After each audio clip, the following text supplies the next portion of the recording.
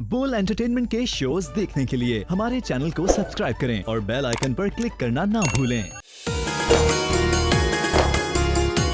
अस्सलाम वालेकुम जी, this is Faisal Qureshi साहिल अदीम साहब के साथ बोलकास्ट में हम दोनों हाजिर हैं। और एक क्वेश्चन हमने पूछा और उसी को हमने कंटिन्यू किया है। इस्लामी कवानीन से बात शुरू हुई, घूमती फिरती बात बहुत आगे चली गई और साहिल साहब का ये कहना है कि जब भी इस्लाम की बात आती है लोग थोड़ा सख्ती की तरफ चले जाते हैं, ये सख्ती बढ़ती चली जाती है। अस्सलाम वालेकुम। मैंने कहा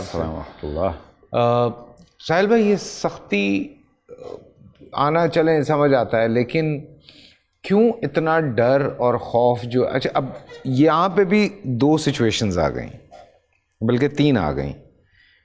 एक सिचुएशन ये आई है जिसमें लोगों को डराया जाता है, ठीक है, जो कि है इस्लाम के हवाले से, और मुझे कहीं कहीं लगता है कि कुछ चीज़ें हैं जिसमें थोड़ा बहुत डरना चाहिए, ये मुझे लगता है, मैं गलत भी हो सकता हूँ। फिर एक ग्रुप और है जिसको ये लगता है कि मैं जानूँ मेरा अल्लाह जाने आप कौन है, और वो कुछ भी कर रहा है, ठीक है, आपको नज़र भी आ रहा है कि वो क्या क्या कर रहा है, और वो कहता है मैं जानूँ मेरा अल्लाह जाने। फिर एक ग्रुप है जो कहता है यार प्यार से हैंडल करते हैं, यू नो, हम ज़रा इसको, जैसे मेरे एक बड़े प्यारे दोस्त थे, उन्होंने जिस तरह प्यार प्यार से मुझे हैंडल किया है और मुझे बहुत सारी चीज़ों में उन्होंने ट्यून किया, तो बड़े प्यार से विद टाइम वो मेरे साथ लगे रहे। सो I have learn lot of things from him. तो बड़े प्यार से, मेरा दिल करता था मैं उनसे मिलूं, मेरा दिल करता था कि वो मेरे पास आएँ, मैं उनके पास जाऊं, और बड़ा मज़ा आता था साथ बैठने का, सीखने का, उस प्यार का, उस मोहब्बत का। तो ये तीन चार चीज़ें हो गई हैं। ये भी बड़ा मसला हो गया। हमारे पास भी कुछ लोग आते हैं, बड़े प्यार से मिलते हैं, बड़ा अच्छा लगता है। आपकी बात बिल्कुल बजा थी कि डंडा मार के तो आप पैसे नहीं दे सकते किसी को, तो दीन क्या देंगे आप? क्योंकि दीन तो डिमांड करता है आपसे। हाँ, तो वक्त मांगता है आपका। लेकिन सवाल वही है आपका कि इस्लामिक कवानीन में ऐसी कौन सी चीज़ है? कानून में नहीं है, मैं बताता हूँ। हाँ। कानून जिस सोच ने इम्प्लीमेंट करना ना, वो सोच की क्रेडिबिलिटी जो है ना, वो बड़े प्रॉब्लम्स को सॉल्व करनी चाहिए, याद रखिएगा। आपको नहीं लगता खौफ होना चाहिए? नहीं, खौफ तो आएगा, खौफ नेचुरल। मतलब अब आप मुझे बताएं, मोबाइल आपने छीना, हम एक वीडियो देख रहे थे पिछले दिनों, एक लड़का बाकायदा वीडियो में आया है मोबाइल छीनते हुए, कराची में उतरे हैं, बड़े चौड़े सीने के साथ जाके उन्होंने गाड़ी में से मोबाइल छीना है। तो जब पता चला कि वो पकड़े गए, तो ये पता चला कि वो इससे पहले भी 2 दफ़ा मोबाइल छीनने की चोरी में पकड़े गए और बेल हो गए। कोई ना, देखिए मैं आपको आसान करता और हूँ। अब पता नहीं फिर क्या हुआ, ये हमें नहीं पता। तो अभी भी अगर उनको सज़ा होगी तो 2.5 से 3 महीने की सज़ा होगी, जो भी होगी सर। हालात ख़राब है ना। मगर जो बड़ी सज़ा हमने नाफिज की हुई है ना, वो पहले वो तो उससे तो बरी हो जाए। वो क्या कि हम इस्लाम में ना, इंसान से नहीं डर सकता। पाकिस्तान में इंसान से डरता है, याद रखिएगा। इस्लाम में इंसान अल्लाह से डरता है, मतलब कानून से। बिल्कुल बिल्कुल बिल्कुल। कानून से डराएंगे आप, इंसान से नहीं डरेगा। नो ह्यूमन बीइंग कैन जज another human being in Islam. True. Every human being will be judged by the law. हर एक को जज करेगा। मैं चोरी कर रहा हूँ तो मुझे उसी तरीके से चोर भी करेगा। बिल्कुल। तो हम क्या कर रहे हैं, जहाँ कानून पे अमल दरामद कराने वाला कोई नेक बंदा आ भी जाए ना पुलिस में या अदालत में, वो फिर भी अपने आप से डरा रहा है रादर देन कि वो कानून से डराए। वो अपने घर वालों को भी नहीं कन्विंस कर सका कि मैं तुम्हें जज नहीं कर रहा हूँ, अल्लाह तुम्हें जज कर रहा है, मैं तो तुम्हें जज ही नहीं कर सकता, मुझे इजाज़त ही नहीं है तुझे जज करने की। ट्रू।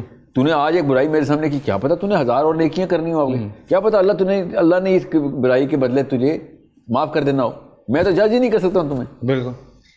और अल्लाह भी इंसान को मरने के बाद जज कर रहा है। जी नहीं, वो तो दुनिया में कानून तो अल्लाह ने हमें बना दिया। बना दिया, मैं वैसे जज करेगा। हाँ, مگر میں نہیں جج کر سکتا، نہ فیصل آپ مجھے نہ میں آپ کو. بالکل، میں چاہے آپ کو دیکھوں گا گناہ کرتے ہوئے، میں یہ نہیں کہہ سکتا کہ اچھا یہ ایسا ہے بندہ ہے. ہاں کیا پتا اس سے پہلے کا کیا کانٹیکسٹ ہے، کیا پتا کل اس نے توبہ طائب ہو کے پتہ نہیں کیا کرنا ہو. اسلام بہت لبرٹی دیتا ہے انسان کو، کیونکہ وہ کسی اور کو ججمنٹ کی اتھارٹی نہیں دیتا آپ کے اوپر. اب یہ والا قانون سویڈن کو سمجھ آ گیا ہے، امریکہ کو سمجھ آ گیا ہے، گوروں کو سمجھ آ رہا ہے کہ قانون کی ایسنس یہ ہے کہ پیپر تم سب کے اوپر تلوار ہے، جو پیپر پہ لکھا ہوا ہے قانون. انسان پہ تلوار نہیں ہے. یہ ہمارے ہاں کیا ہو رہا ہے، ہم انسانوں کے سامنے تلوار نکال رہے ہیں اور پیپر کی کوئی ویلیو کی. اس لیے ہم لوگ اسلام سے متنفر ہو رہے ہیں، بیکاز ہمارے جو اسلام کے ریپرزنٹیٹیوز ہیں وہ اپنے آپ سے زیادہ ڈرا رہے ہیں رادر دین قانون سے ڈرانے کے. قانون سے تو دیکھیں، اگر آپ کی اپروچ ہے تو پھر تو آپ کو ڈرنے کی ضرورت ہی نہیں. وہ تو الگ کہانی ہے کہ وہ اپنا امیر کے لیے قانون اور ہے، غریب کے لیے قانون اور ہے. دوسری چیز جو ہے امپلیمنٹیشن کے اوپر، let's just talk about a solution. I will tell you what the actual solution is. Absolute solution یہی ہے، جس قوم کے اندر زیادہ تر لوگ اس اسلام کے لوگوں کو انٹلیکچولی کریڈیبل مانگیں تو وہاں پہ اسلام نافذ ہو جائے گا. جیسے اگر ایک جماعت، ایک گروہ، ایک ملک، ایک قوم، جو بھی ایک گروہ ہے، اس کے انٹلیکچول جو کہ پہلے سے انٹلیکچولی ساؤنڈ ہوں، بتاتے ہوں، ہم شعور والی باتیں کرتے ہیں، ٹھیک ہے، ہم دنیا اور کائنات کے راز تمہیں بتائیں گے، تمہارے فائدے کریں گے، جو کہ ہیں ہر قوم میں اپنا اپنا ہوتا ہے گروپ، وہ اسلامکلی کریکٹ ہو جائے، ہوں وہ انٹلیکچول، تو اس قوم نے نیچرل ڈیمانڈ کرنی ہے، اس نسل نے تو اگلی نسل نے اسلام نافذ کر دینا، چاہے کوئی گورا قانون پہلے ہو یا کالا قانون پہلے ہو. اس نسل سے اگلی نسل نے امپلیمنٹیشن کرنی ہی کرنی ہے. اگر ان کی انٹلیکچوئل ایلیٹ اسلامکلی کریکٹ ہو گئی تو، یا اسلامکلی پرو اسلام ہو گئی. ابھی تک ایسے ہو نہیں رہا. وہ انٹلیکچوئل ایلیٹ کے اوپر حملہ ہوا ہے کہ انٹلیکچوئل کی ڈیفینیشن ہی بدل دی ہے ہم نے. کہ ایک بندہ اسلام کی بات کرے گا تو انٹلیکچوئل ہی نہیں ہے، تو کوئی مولوی ٹائپ بندہ ہے. ہاں، تو شیکسپیئر کا پتہ ہی نہیں ہے اس کو. نہ صرف شیکسپیئر کا نہیں پتا، سائنس کا نہیں پتا. سائنس کا نہیں پتا ہے. شیکسپیئر تو چلیں فنون لطیفہ پہ انٹر ہو گیا نا، ٹھیک ہے. He is into poetry and prose rather than philosophy, even though Shakespeare was into philosophy. But what I am seeing is, جیسی آپ نے اللہ رسول کی بات کی، ہمارے یہاں ایموشنل ٹیبو ہے کہ او یار یہ تو پینڈو بندہ ہے. ہاں، کیوں مولوی ہو گیا. نہیں، مولوی تو سر بڑا اعلیٰ لیول ہے، پینڈو ہے آدمی یہ. اچھا، یہ ہمارے نیچرل گھروں، ہمارے نارمل پاکستانی ہاؤس ہولڈ کے اندر اللہ رسول کی بات کرنے والا بندہ الرجک ہے مجھ سے کہ یہ کیا تجھے کیا سوجی ہے، کہ مطلب why do you have to volunteer this. میں کبھی کبھی انسٹاگرام پہ کوئی اس طرح کی کوئی بات ریفرنس لے کے لگاتا ہوں، لوگ دیکھتے ہیں اوہ فیصل بھائی اسلامک ٹچ دے رہے ہیں. آپ دیکھ لینا، اسلامک ٹچ دینا ایک part of a strategy of brand بن رہا ہے کہ شاید اب بگر آڈینس کو ایڈریس کرنے کی کوشش ہے، سرٹن نیش کے اوپر آپ انٹر. یہ ہم سیاستدان بھی ایسے ہی کرتے ہیں. ان کے نا ڈرائنگ بورڈز کے اوپر مولوی کوٹا الگ ہوتا ہے، لبرل کوٹا الگ ہوتا ہے. اچھا، اسپیچ لکھی جاتی ہے، چاہے وہ مریم نواز کی ہو، نواز شریف کی ہو، عمران خان کی ہو، یا فضل الرحمان کی ہو. یہ اسپیچ کے دوران نا باقاعدہ ورڈ پلے کیا جاتا ہے کہ مولویوں کو افینڈ نہ کر دیں تو یہ والا جملہ ایسے بولنا ہے، مولویوں کو اٹریکٹ کرنا ہے تو یہ والا جملہ ایسے بولنا ہے، لبرلس کو افینڈ نہ کر دیں یہ والا جملہ ایسے بولنا ہے. تو کہاں پہ رسک فیکٹر ہوتا ہے وہ بتایا جاتا ہے کہ خان صاحب یا نواز شریف صاحب یہ بات کرتے ہیں، یہ کرنے مولوی ووٹ چاہیے، الیکشن آ رہے ہیں. تو these are the chess games these are playing. یہی تو فرق ہے. وہ غیر مسلم نیلسن منڈیلا اصول پرستی سے پوری قوم آزاد کر گیا، اور ہم لوگ ابھی تک خود پرستی سے ابھی تک اپنے آپ کو آزاد نہیں کر سکے. خود پرستی سے اپنے آپ کو آزاد نہیں کر سکے، وہ اصول پرستی سے غلاموں کو آزاد کر کے پوری ٹھیک ہے. تو یہ ایک ایسا معاملہ ہے جو کہ میں نہیں چاہ رہا ہوں لوگ نیلسن منڈیلا کو فالو کریں، میں تو چاہ رہا ہوں لوگ ابو بکر صدیق اور علی بن ابی طالب کو فالو کریں. آپ دیکھیں جیسے اتنی اوپن کلچر تھا مدینہ کا، اتنا اوپن کلچر تھا، پوری دنیا کے غلام اپنے آقاؤں سے آزادی کے لیے مدینہ میں مائگریشن کر رہے تھے. ٹرو، غیر مسلم تھے، عادتیں تھے، اتنا اوپن کلچر تھا. اب ہمارے دنیا کے آزاد ترین لوگ پاکستان نہیں آ سکتے کہ یہاں پہ نہیں کام ہو سکتا بھائی، کیونکہ آپ لوگ جس چیز کے آپ لوگ غلام ہیں اس کی تو ہم کبھی غلامی کر نہیں سکتے. اور وہ کیا ہے کہ ہرس اور نفس پروری, جب جس کا داؤ لگے بس مار لو بس. یہ اس وجہ سے سب کچھ ہو رہا ہے. نام چاہے اسلام کا لگائیں, چاہے وہ آپ وکٹوریا کا لگائیں, ہماری جو چاہے کسی بھی پارٹی کا لگا لیں, جو مرضی کر لیں آپ, آپس میں لڑے جا رہے ہیں. جی ہاں. اب رہی بات اسلام کا انٹلیکچوئل حصہ کیسے بنا جائے, تو بھائی اسلام قرآن پاک کو ایز اے بک ٹریٹ ہی نہیں کرتا. قرآن پاک کو as a book of intellect کون ٹریٹ کر رہا ہے؟ بک ہی نہیں ٹریٹ کر رہے ہم نے تو خاص بس فقیہی مسائل کے لیے قرآن رکھا ہوا, کتاب کے طور پہ تو رکھا ہی نہیں ہوا. ہمارے تو سائڈ ٹیبلز بیڈ روم کے اندر قرآن پاک ٹیبل کے اوپر ہونے چاہیے, نوٹس لگے ہونے چاہیے, اس پہ بال پین سے خود لکھے ہوئے نوٹس کہ روز قرآن پاک کے اندر ریسرچ. ہمارے بچوں کے ساتھ ایسے ہونا چاہیے, مگر نہیں. جیسے قرآن بچہ گھر پہ لے کے آئے گا, کیا ہوا ہے میلاد پہ جا رہے ہو یا آپ نے کوئی وظیفہ کیا ہوا ہے یا کوئی منزل پوری کرنی ہے؟ کیوں صرف قرات کی کتاب ہے قرآن کہ بس ناظرے سے پڑھنا ہے, سمجھنا تو کچھ بھی نہیں ہے اس میں سے. سو جب تک یہ واقعہ نہیں ہوگا تو تب تک اسلام کا نظام کا پہلا قدم نہیں رکھا. اس لیے میں چاہ رہا ہوں کہ انٹلیکچوئل بچے, جو بچوں کے اندر پوٹینشیل ہے, ہائی پوٹینشیل بچے, وہ قرآن کی طرف ڈیورٹ کی جائے. اور اس کے لیے میں خاص زبان کا استعمال کری جا رہا ہوں, 3 سال ہو گئے. وہ گرامر کے اندر میں پروگرامنگ انشاءاللہ اللہ تعالیٰ مجھ سے کرائے کہ وہ والے بچے پھر انٹلیکچولی اٹریکٹ ہوں اسلام کی طرف, کہ سارے آنسر تو اسلام میں پہلے سے ہیں. اس کا مطلب ہے کہ بیچ میں کوئی اور بندہ آیا جس نے برانڈ کو ڈیمیج کیا, برانڈ آئیڈینٹی کو.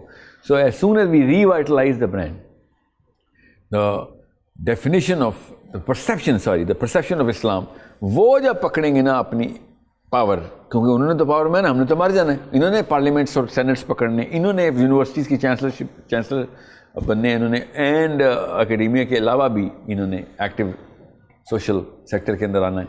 تب کہیں جا کے tolerance towards sharia, tolerance towards Islamic laws and jurisprudence, تب ایک اس وقت کی ڈیفینیشن آف کول میں آ جائے گی. اور تب کہیں جا کے اگلی جنریشن نے کہنا ہے بھائی اس میں کیا ہے, چلو لڑکے دیکھتے ہیں. اور اسلام نے تو جیتنا ہی جیتنا ہے جب انٹلیکچوئل لڑائی ہوگی. آرگیومنٹس تو ہمارے پاس الحمدللہ اللہ کی طرف سے وہ والی بیسس ہے ہمارے پاس, کہ قرآن پاک سے جب بھی کوئی آپ نمبر آزما ہو کے دیکھ لیں, دیکھتے ہیں کس کے پاس کتنا جوس ہے.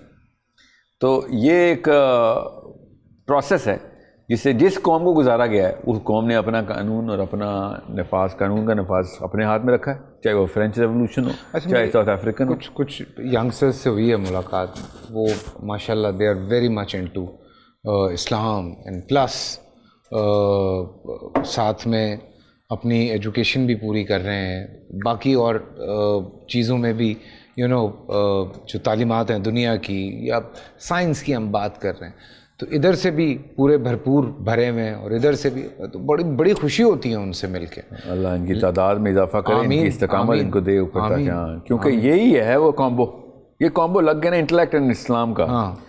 تو دین اور دنیا تو ساتھ چلنی ہے سر. دنیا کو پروگریس دینے کا ایک ہی کتاب ہے, وہ قرآن ہے. بالکل, میں آپ کو بتا رہا ہوں سائنس کو ری ڈیفائن کر کے, مطلب ڈیفائن بھی اسی نے کیا, اسی کے فالوورز نے, ری ڈیفائن بھی ہم کریں گے. میں آپ کو وہ والی آیات کی کمبینیشن بتاؤں جو بایولوجی کو ری ڈیفائن کریں گی, جو فزکس کو ری ڈیفائن کریں گی. میں آپ کو کیسے بتاؤں کہ ہمیں کتنا خزانوں سے محروم رکھا گیا قرآن پاک کے, میں کیسے بتاؤں. میں جب بیانیہ پہ آؤں گا تو بس وہ 20-20 منٹ کے پروگرام میں نہیں ہوگا, اس لیے پورا اسکول کھولنا پڑا ہمیں کہ جس میں میتھ سکھا رہے ہیں قرآن پاک کے تھرو, فزکس سکھا رہے ہیں قرآن پاک کے تھرو, کہ اسے کانسیپٹ ڈیولپمنٹ پروگرام بولتے ہیں, کہ قرآن میں آؤ تمہیں میں بتاؤں گا فزکس کیا ہے, فزکس کی ساری سرٹیفکیشن تمہیں ملے گی, مگر وہ منازل ملیں گے جو فزکس والے خود مانگیں گے. یہ پہلے کہاں پہ تھے آپ لوگ؟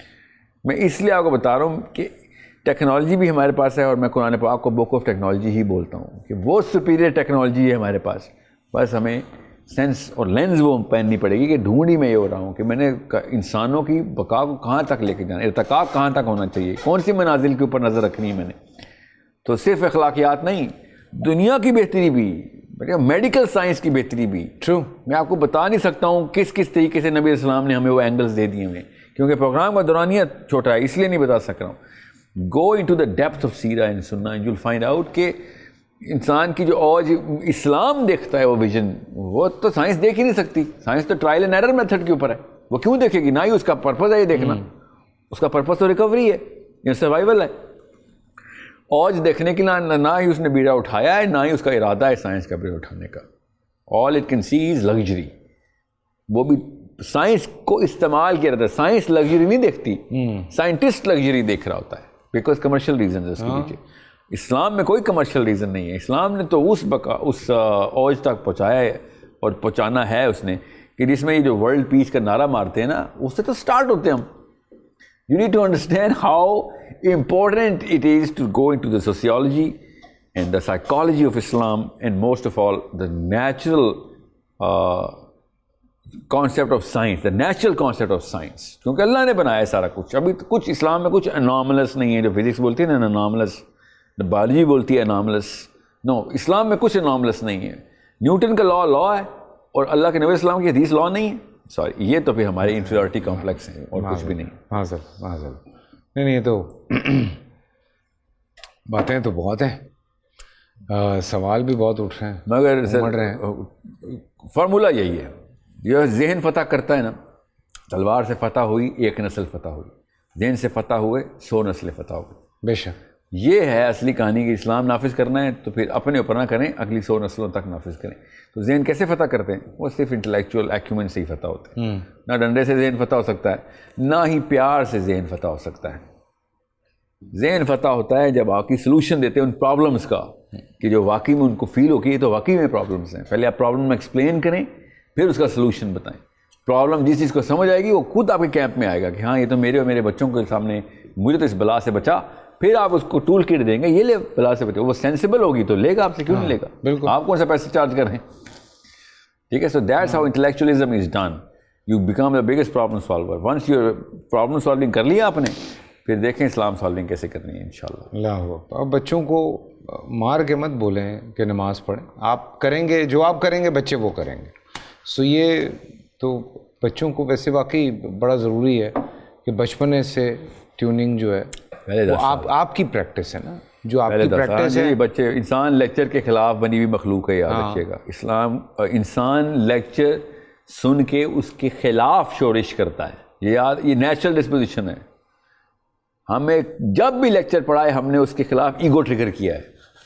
ٹھیک ہے. یہ ہماری کیمسٹری ہے، یہ ہماری نفسیات. اللہ نے اتنا خوبصورت یہ کریشن کی ہوئی ہے. جنت کے سردار ہیں ہم لوگ، جنت کے بادشاہ ہیں، اپنی اپنی جنت. یہاں پہ آگے بس جیل کاٹ رہے ہیں.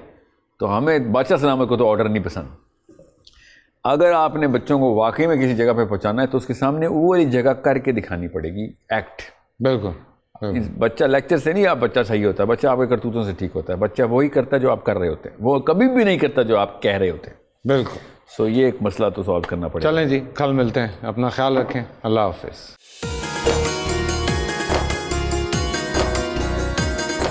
أعوذ بالله من الشيطان الرجيم.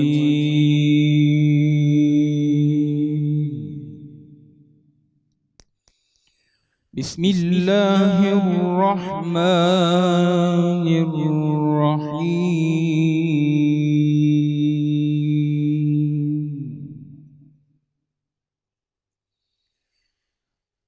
رب المشرق والمغرب لا إله إلا هو فاتخذه وكيلا.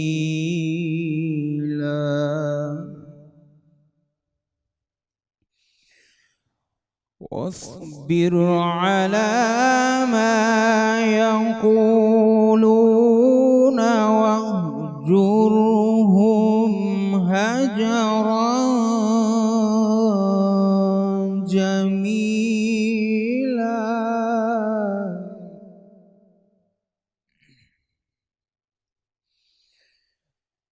رب المشرق والمغرب لا إله إلا هو فاتخذه وكيلا.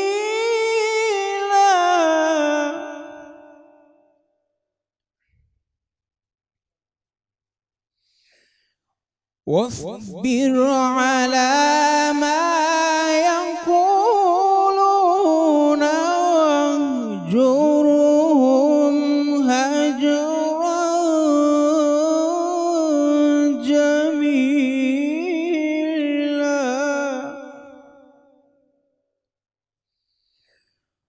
وذرني والمكذبين أولي النعمة ومهلهم قليلا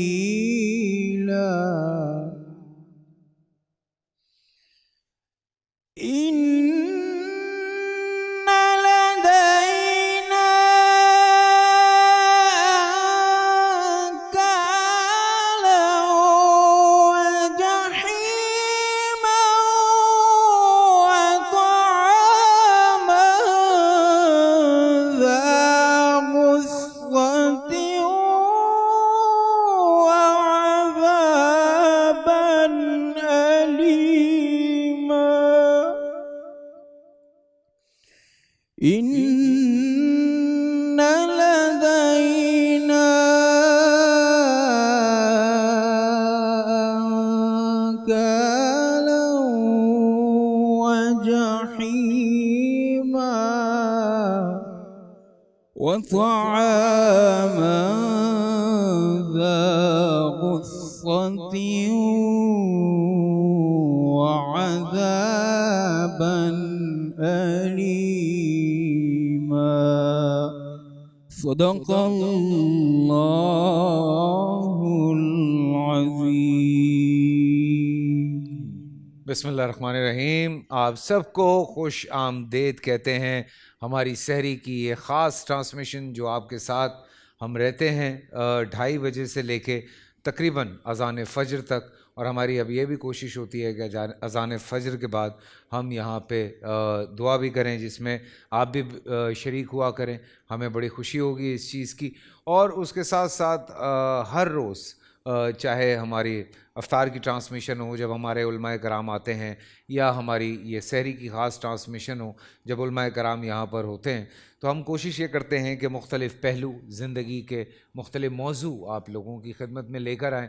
اور مختلف پہلو تو میں نہیں کہوں گا، البتہ یہ ضرور کہوں گا جو حق جو سچ ہے وہ پہلو آپ کے سامنے لایا جائے.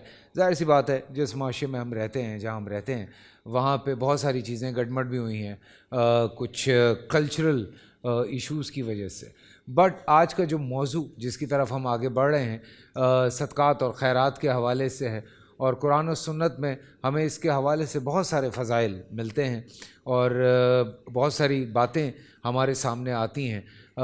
فلاح و بہبود کے لیے بہت ضروری ہے صدقہ کرنا، زکوٰۃ دینا، بیکاز آپ کے ارد گرد کے جو لوگ ہیں ان لوگوں تک یہ تمام صدقات اور خیرات پہنچتے ہیں. اور حدیث نبوی کا مفہوم ہے کہ جب کسی فقیر کے ہاتھ میں آپ صدقہ دیتے ہیں تو وہ صدقہ اس کے ہاتھ میں پہنچنے سے پہلے اللہ تک پہنچتا ہے، اور اس کی لذت لینے والے کو اتنی نہیں آتی جتنی دینے والے کو آتی ہے. تو ایسی بہت ساری احادیث موجود ہیں اس حوالے سے، اور آج ہم علماء کرام سے بھی اس حوالے سے بہت ساری واقعات بھی جاننا چاہیں گے، ہم اس کا مفہوم بھی جاننا چاہیں گے، ہم اس کی حقیقت بھی جاننا چاہیں گے. لیکن چونکہ وقت قصص الانبیاء کا ہے اور ہم چاہتے ہیں کہ قصص الانبیاء کے بعد باقاعدہ طور پہ آغاز کیا جائے اپنی اس ٹرانسمیشن کا، تو انبیاء کے بول کی طرف ہم جائیں گے، اور مفتی حنیف قریشی صاحب وہاں پہ موجود ہیں. چل کے انبیاء کے بول دیکھتے ہیں اور اس کے بعد واپس آتے ہیں.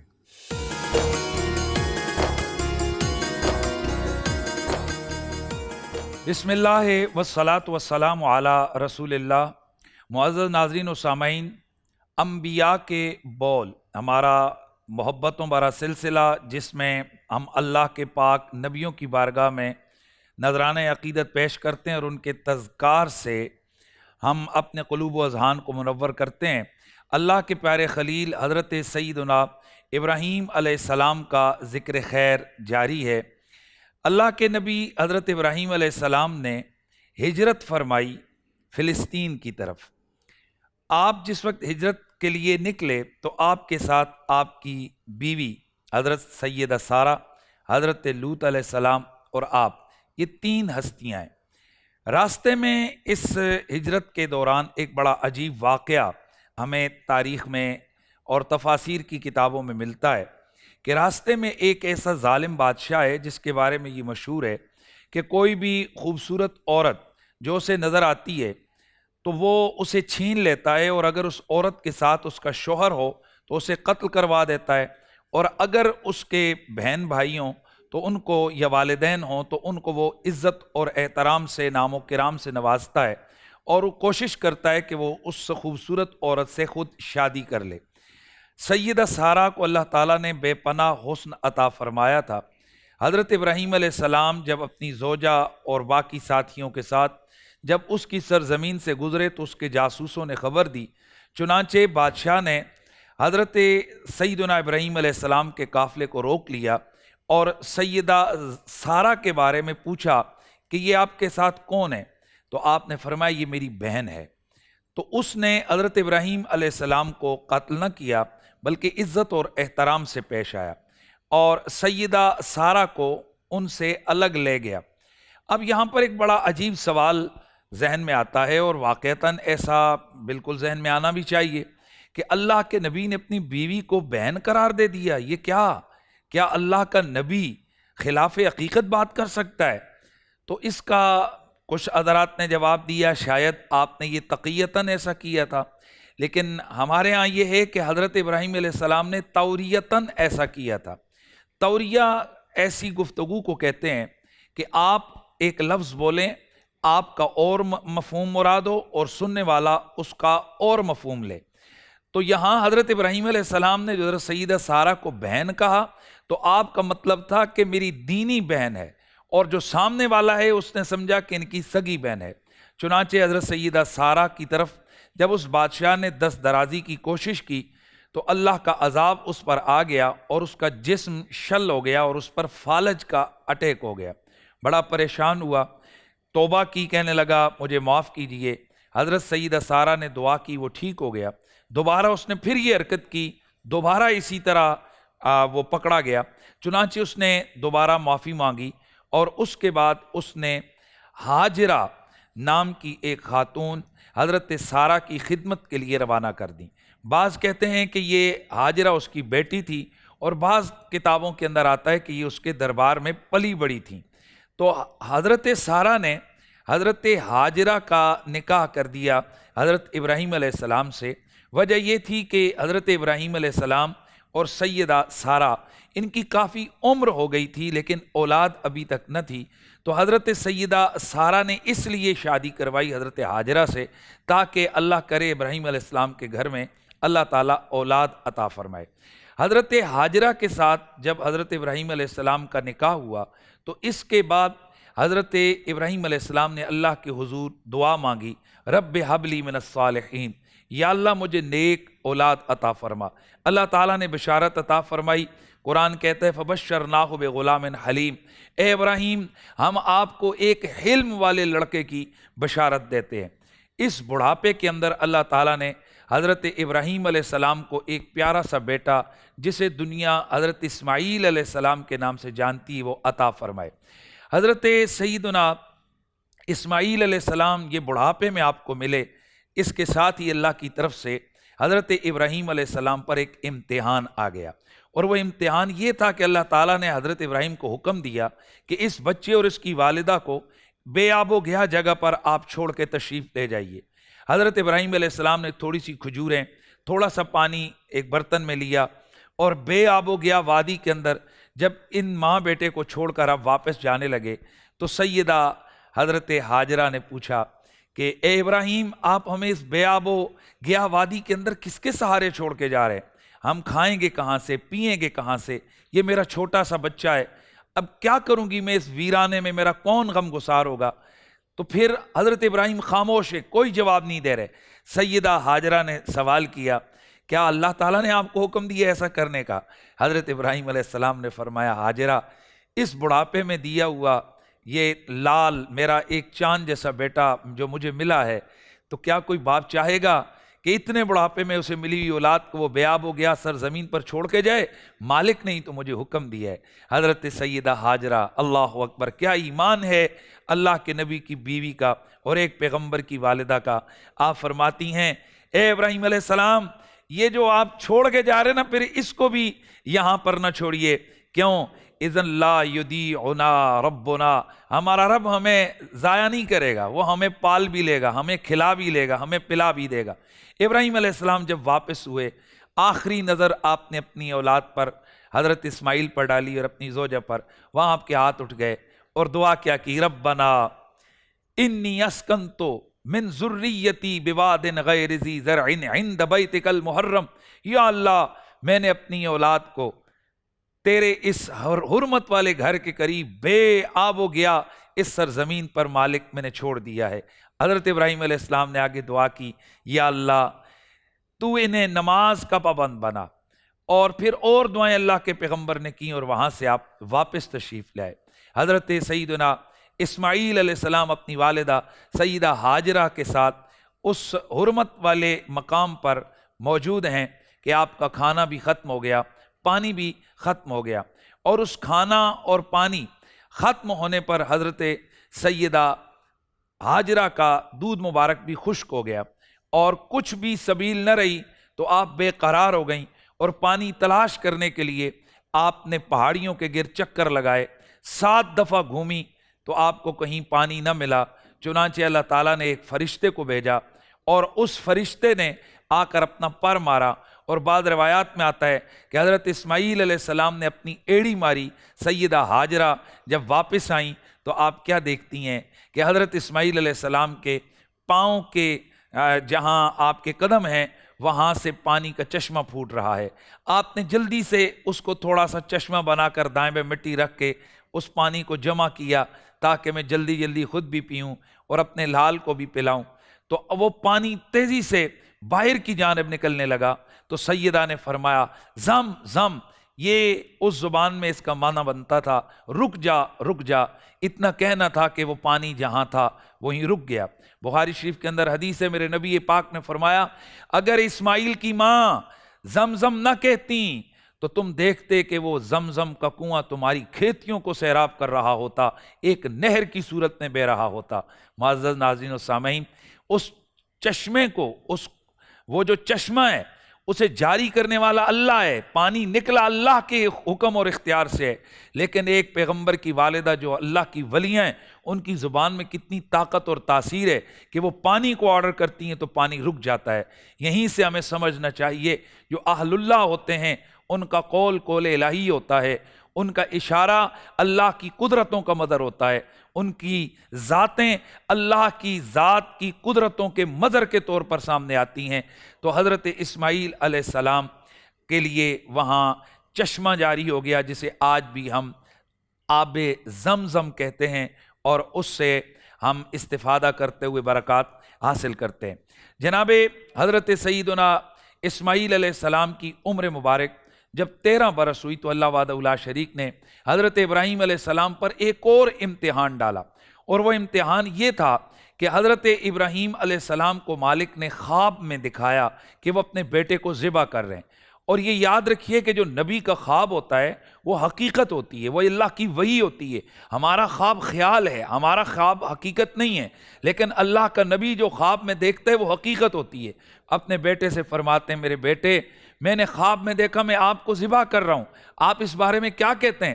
تو حضرت اسماعیل علیہ السلام عرض کرتے ہیں اے بابا جان آپ کو آپ کے رب نے جو حکم دیا ہے اب کر گزریے، یعنی آپ مجھے قربان کر دیجئے، آپ مجھے ذبح کر دیجئے. سبحان اللہ، یہ فیضان نظر تھا یا کہ مکتب کی کرامت تھی. سکھائے کس نے اسماعیل کو آداب فرزندی. سبحان اللہ، یہ ہے اہل بیت نبیوں کے گھر والوں کا یہ فیضان ہے. حضرت اسماعیل علیہ السلام کے اندر وہ جذبہ کہاں سے آیا؟ تو یقیناً یہ اس گود کا کمال تھا، یہ اس نبی کے گھر کا کمال تھا. حضرت اسماعیل علیہ السلام کو حضرت ابراہیم علیہ السلام نے پروگرام بنا لیا کہ اب بیٹے کو ہم ذبح کریں گے. چنانچہ جب آپ اپنے بیٹے حضرت اسماعیل علیہ السلام کو ذبح کرنے کے لیے آپ لے کے نکلے تو شیطان آ گیا ورغلانے کے لیے. پہلے حضرت سیدنا اسماعیل سے آ کر کہنے لگا آپ کو معلوم ہے کہ آپ کا بابا کدھر لے کے جا رہے ہیں؟ فرمایا کدھر لے کے جا رہے ہیں؟ کہا آپ کو ذبح کرنے. تو آپ مسکرائے، فرمایا رب کے حکم پر جب مجھے ذبح کرنے کے لیے لے جا رہے ہیں میں تیار ہوں. پھر حضرت ہاجرہ کے پاس آیا, کہنے لگا آپ کو معلوم ہے کہ آپ کے شوہر آپ کے بچے کو ذبح کرنے لے جا رہے ہیں؟ آپ نے فرمایا بھئی ایسا کیسے ہو سکتے ہے کہ ایک باپ اپنے بیٹے کو ذبح کرے جو بڑھاپے میں اس کو اللہ نے اولاد دی؟ کہا اللہ نے حکم دیا ہے. آپ مسکرائیں, فرمایا یہ ایک اسماعیل ہے, اگر ایسے لاکھوں اسماعیل ہوں تو اپنے رب کی رضا پر, اپنے رب کی طلب پر سب کو قربان کر دوں. اللہ کے نبی حضرت ابراہیم علیہ السلام حضرت اسماعیل علیہ السلام کو قربان کرنے کے لیے قربان گاہ کی طرف لے کے جا رہے ہیں. ہمارا وقت اتنا ہی تھا, مکمل ہو گیا. انشاءاللہ یہاں سے ہم کل آگے اس واقعے کو لے کر چلیں گے اور حضرت ابراہیم علیہ السلام کے مزید تذکار آپ کے سامنے بیان ہوں گے. اپنا خیال رکھیے گا. اللہ تعالیٰ ہم سب کی خیر فرمائے اور کوشش کیجئے کہ زیادہ سے زیادہ عبادات فرمائیں, تہجد کو معمول بنائیے, قرآن پاک کی تلاوت, درود پاک کی کثرت. یہ رمضان کی بڑی نعمتوں اور سعادتوں میں سے کچھ سعادتیں. السلام علیکم ورحمۃ اللہ تعالی وبرکاتہ.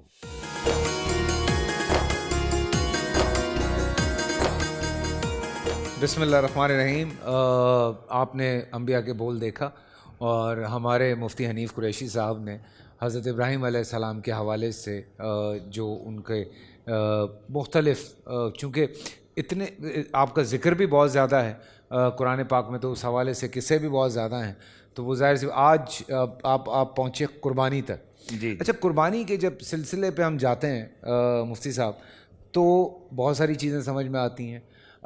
وہ جو پورا ایک سائیکل معاشرے میں جو چلایا گیا قربانی کے ذریعے کہ غریبوں تک گوشت پہنچے اور وہ سارا کچھ ہو, تو وہ اتنا خوبصورت سائیکل بنا ہے.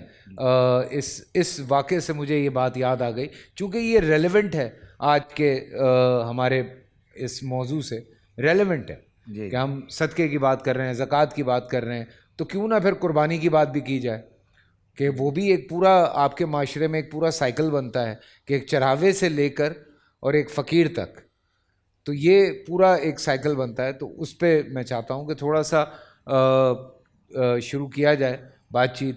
علامہ صاحب یہاں پہ موجود ہیں, علامہ امین شہیدی صاحب. جی علامہ صاحب, یہ سائیکل کی میں بات کر رہا ہوں, صدقے کی, خیرات کی, قربانی کا جو گوشت بانٹا جاتا ہے اس حوالے سے. ان کی بات نہیں کر رہا جو فریزر میں جمع کرتے ہیں, ان کی بات کر رہا ہوں جو حقیقتاً بانٹتے ہیں اور اسی مقصد کے لیے وہ قربانی بھی کرتے ہیں.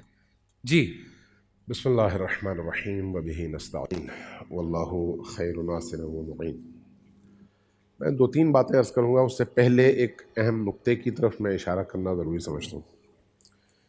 افطار میں ہمارا پروگرام تھا قرآن اور منکرین حدیث. بالکل, بہت اچھا, بہت اہم اور بہت مؤثر ٹاپک تھا, مضمون تھا. اس حوالے سے بڑی باتیں ہو سکتی تھیں. بالکل.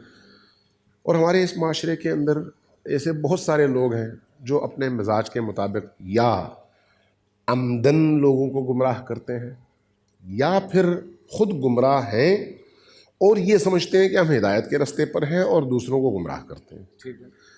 اب یہ جو ہمارا پلیٹ فارم ٹی وی پر ہے, یہ ایک ایسا پلیٹ فارم ہے جہاں پر بڑی آسانی کے ساتھ آج کی نوجوان نسل کو آپ قرآن کے منطقی انداز اور استدلال کے اسلوب کے ساتھ سمجھا سکتے ہیں, جواب دے سکتے ہیں اور ان کے ذہنوں میں موجود خلفشار کو, سوالات کو, اعتراضات کو دور کر سکتے ہیں. بالکل بالکل.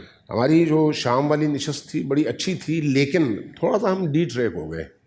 موضوع تھا منکرین حدیث اور ہم چلے گئے کسی اور موضوع پر, کسی شخص کے حوالے سے, کسی شخص کے افکار کے حوالے سے. بے شک اس طرح کے افکار رکھیں, موضوع رکھیں, اچھا ہے, لیکن اس کو اپنی جگہ رکھیں, اس کو اپنی جگہ رکھیں, چونکہ یہ خود ایک مستقل موضوع اور بہت بڑا موضوع ہے. لہٰذا میں یہ سمجھتا ہوں کہ خود وہ جو حدیث کا عنوان ہے اس پر آج کی نسل کے ذہن میں کس طرح کے سوالات ہیں.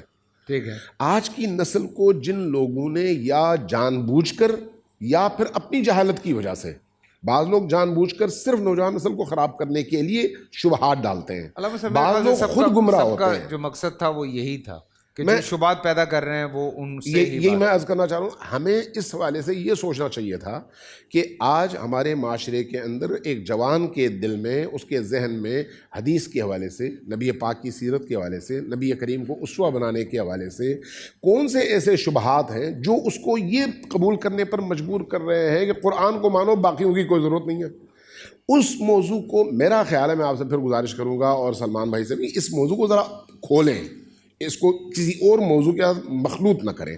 جو باقی موضوعات ہیں ان پر بے شک بولیں، لیکن مستقل موضوع بنائیں اور اس پر بھی جارحانہ اور بغیر منطق و دلیل کے صرف وہ لٹھ مار قسم کے رویے کے ساتھ نہیں، بلکہ استدلال کے ساتھ، قرآن کی آیات کے ساتھ، احادیث کے ساتھ. جو قرآن نے ہمیں سلیقہ سکھایا ہے، وَجَادِلْهُمْ بِالَّتِي هِيَ أَحْسَنُ، جدال کرو لیکن بہترین انداز میں، شائستہ انداز میں، علمی انداز میں.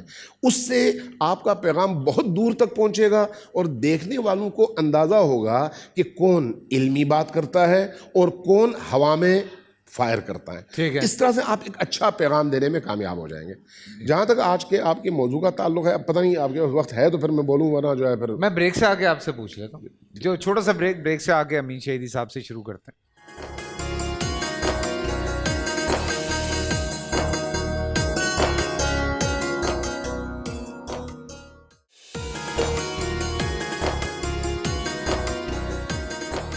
جی بسم اللہ الرحمن الرحیم. تھوڑا سا آگے بڑھیں گے اور آج کا جو ٹاپک ہے اس کی طرف بڑھتے ہیں، اس پہ بات کرتے ہیں. اور تھوڑا سا ہم چونکہ کوشش یہ کر رہے ہیں، وقت کم ہے، مقابلہ سخت ہے، کوشش کرتے ہیں زیادہ سے زیادہ اس طرح کے واقعات، اس طرح کی احادیث اور قرآن پاک کی روشنی میں جتنا ہو سکتا ہے ہم آپ لوگوں تک جو پیغامات ہیں وہ پہنچاتے رہیں. مفتی ابو محمد صاحب سے ہمیشہ ہماری جب بھی بات ہوتی ہے سب سے آخر میں ہوتی ہے، لیکن کیا کریں، مفتی ابو محمد صاحب بات ہی ختم کر دیتے ہیں، اس کے بعد پھر ہم خود پھنس جاتے ہیں. تو لیکن آج میں نے کہا کہ نہیں، پہلے سب سے پہلے مفتی ابو محمد صاحب سے آغاز کرتے ہیں. میں نے بھی ایک حدیث کا مفہوم آپ کو شیئر کیا اور اس طرح کی بے تحاشا حدیث ملتی ہیں جی، جن کو ہم فالو بھی کرتے ہیں، جن کو ہم پڑھتے بھی ہیں، قرآن پاک بھی پڑھتے ہیں. اس میں سے بھی ہمیں بہت ساری چیزیں ملتی ہیں، صدقات، زکوٰۃ کے حوالے سے، فلاح و بہبود کے حوالے سے، یہ جو پورا سسٹم ایک بنایا گیا تھا اس حوالے سے. تو مفتی ابو محمد صاحب بسم اللہ آپ سے کریں گے آج اور آگے چلتے ہیں. بسم اللہ الرحمن الرحیم. لن تنالوا البر حتى تنفقوا مما تحبون. اسلام غریب پروری کی وہ تابندہ تاریخ ہے جس کی مثال اسلام سے نہ پہلے تھی نہ بعد میں ملے گی. جہاں تک صدقے کا تعلق ہے تو میں صرف ایک جملے کے اندر ایک مثال عرض کرنا چاہتا ہوں. اسلام دراصل میں اپنے ماننے والے کو بتانا یہ چاہتا ہے، کہنا یہ چاہتا ہے، یقین یہ دلانا چاہتا ہے کہ پوری دنیا سکون کی تلاش میں ہے. سکون کھانے سے نہیں کھلانے سے آتا ہے، سکون لینے سے نہیں دینے سے آتا ہے، سکون پہننے سے نہیں پہنانے سے آتا ہے. واہ واہ. اسی لیے قرآن کریم نے فرمایا مثل الذین ينفقون اموالهم فی سبیل اللہ کمثل حبۃ انبتت سبع سنابل فی کل سنبلۃ مئۃ حبۃ. تمہیں یقین نہ آئے تو تم اس کاشتکار اور ذمہ دار کو دیکھ لو کہ وہ دانہ زمین میں ایک ڈالتا ہے، ہم اس سے 7 بالیں اگاتے ہیں، ہر بال کے ساتھ 100 دانے ہوتے ہیں، تو گویا ایک کے بدلے میں ہم 700 کر کے تمہیں واپس لٹاتے ہیں. اور نبی کریم صلی اللہ علیہ وآلہ وسلم نے جو صدقے کی تعریف فرمائی وہ کیا ہے؟ فرمایا مرضاکم بصدقہ. اگر تمہیں مرض آ جائے تو تم اپنی مرض کی جو دوا ہے وہ صدقے کے ذریعے کرو. آج ہمارے ہاں چونکہ ترجیحات بدل چکی ہیں اور ہم سب سے پہلے پیناڈول کی طرف، میڈیکل اسٹور کی طرف، ڈاکٹر کی طرف دوڑتے ہیں، تو سب سے پہلے ایمان کا سب سے پہلا تقاضا یہ ہے کہ بندہ سب سے پہلے اللہ سے رجوع کرے. دیکھیے ہمارا یقین ہے کہ دوائی میں شفا نہیں ہے، شفائی اللہ کے حکم میں ہے. واہ واہ. دوائی میں، میڈیسن میں شفا نہیں ہے. اللہ چاہیں گے تو میڈیسن سے شفا آئے گی، نہیں چاہیں گے تو ہوا کے جھونکے میں آ جائے گی، پانی کے گھونٹ میں آ جائے گی. تو صدقہ وہ نعمت ہے جو صرف پیسوں کی شکل میں نہیں ہے، روپے کی شکل میں نہیں ہے. اور روپیہ پیسے بھی دیتے ہیں تو قبولیت کی کیا علامت ہے؟ حضرت سیدنا علی المرتضیٰ رضی اللہ تعالیٰ عنہ سے کسی نے پوچھا کہ صدقے کی آپ کے نزدیک قبولیت کی کیا علامت ہے؟ آپ نے جو فرمایا اس سے بہت ساری باتیں آپ کو سمجھ آ جائیں گی. حضرت علی المرتضیٰ رضی اللہ تعالیٰ عنہ فرماتے ہیں صدقے کی قبولیت کی علامت یہ ہے کہ جسے تم دے رہے ہو اسے اپنا محسن سمجھو، جسے تم دے رہے ہو سبحان اللہ۔ اس کو اپنے آپ سے بہتر جانو۔ حضرت سیدنا حسین ابن علی رضی اللہ تعالیٰ عنہ سے کسی نے پوچھا کہ آپ کیا کہتے ہیں سب سے اچھا صدقہ کون سا ہے؟ فرمایا جسے تم دو تم اسے جانتے نہ ہو، یہ سب سے بہترین صدقہ ہے۔ اور اسی لیے تو فرمایا نا کہ آج نیکی چھوٹی ہوتی ہے بینر بڑا ہوتا ہے، نیکی چھوٹی ہوتی ہے ڈسپلے بڑا ہوتا ہے، جب تک کیمرہ نہیں آتا صدقہ نہیں ہوتا، جب تک کیمرہ نہیں آتا اس وقت تک آٹا تقسیم نہیں ہوتا۔ تو میرے خیال میں باقی احباب بھی گفتگو کریں گے، موقع ملا تو پھر عرض کریں گے، لیکن اتنی بات ذہن میں رکھ لیں، آخری بات ہے کہ ہم سکون کی تلاش میں ہیں۔ سکون بازار سے پرچیز نہیں کیا جا سکتا، پرچیزنگ صرف آرام کی ہوتی ہے، بیڈ کی ہوتی ہے، گاڑی کی ہوتی ہے، بنگلے کی ہوتی ہے۔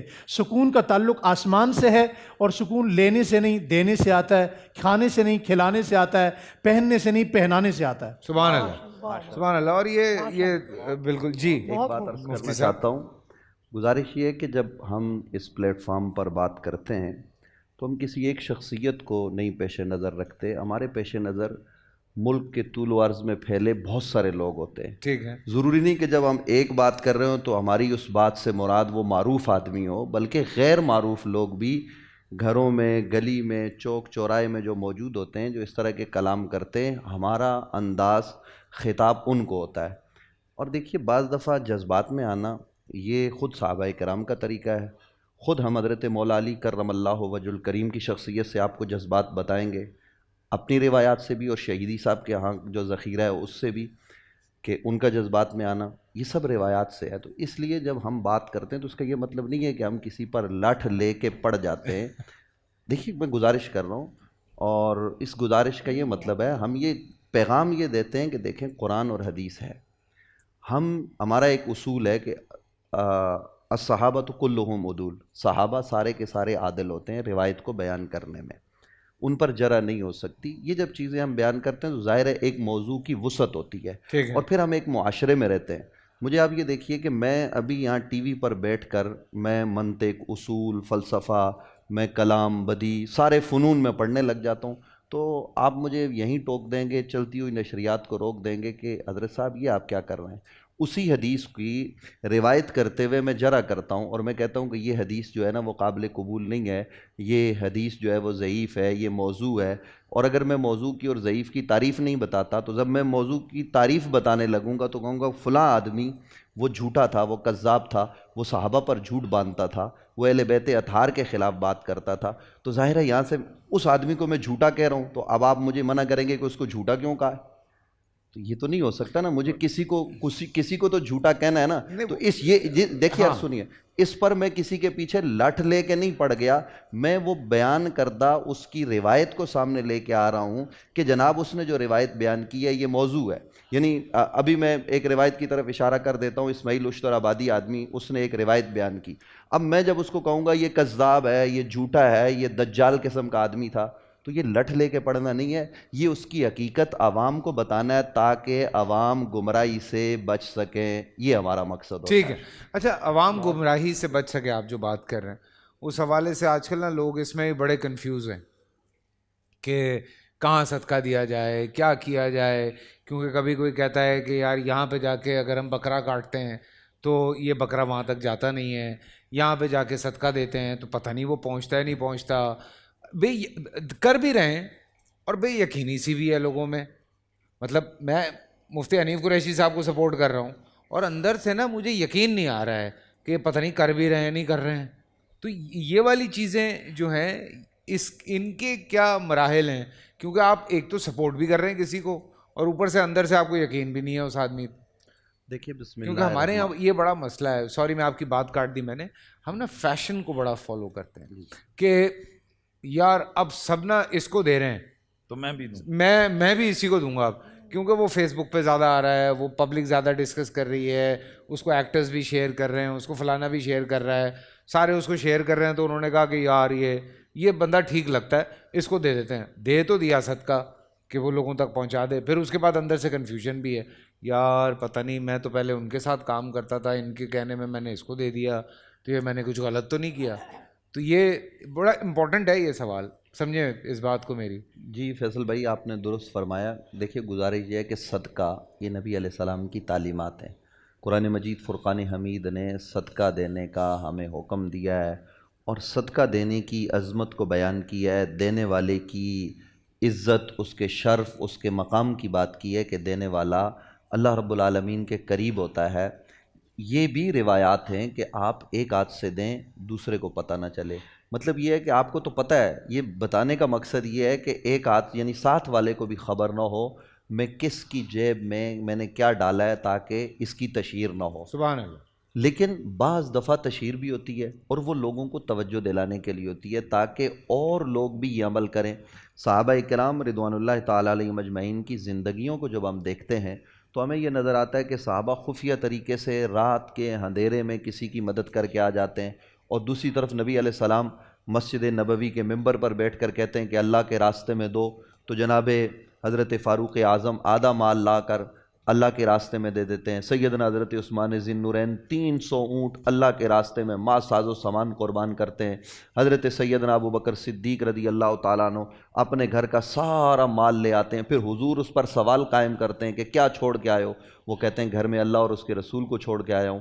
تو یہ دونوں طرح کی چیزیں ہیں۔ اب ہم نے دیکھنا ہے کہ ہم جا رہے کس طرف ہیں اس زمانے میں۔ جو آپ نے سوال کیا نا کہ جس کو مل رہا ہوتا ہے سارے لوگ اس کو دے رہے ہیں، یعنی مطلب جو فیس بک پہ آ رہا ہوتا ہے، جو ٹی وی پہ آ رہا ہوتا ہے، حالانکہ قرآن اس کے برعکس بات کرتا ہے۔ قرآن کیا کہتا ہے؟ وَآتِ ذَا الْقُرْبَى حَقَّهُ، سب سے زیادہ حقدار وہ ہے جو آپ کا سب سے زیادہ قریبی ہے۔ یہاں ہمارا سگا بھائی بھوک اور پیاس اور افلاس میں زندگی کے شب و روز گزار رہا ہے، اور ہم باہر جا کر جناب سخی بنے پھرتے ہیں کہ جناب ان صاحب نے فلاں کو گاڑی دے دی، فلاں کو مکان لے کر دے دیا۔ تو یہ نہیں ہونا چاہیے۔ جو سب سے زیادہ قریبی حقدار ہے اس کو دیں، آپ کا پڑوسی ہے اس کو دیں، وہ زیادہ ضرورت مند ہے۔ اور پھر دیکھیے سفید پوش طبقہ کو تلاش کر کے دیں۔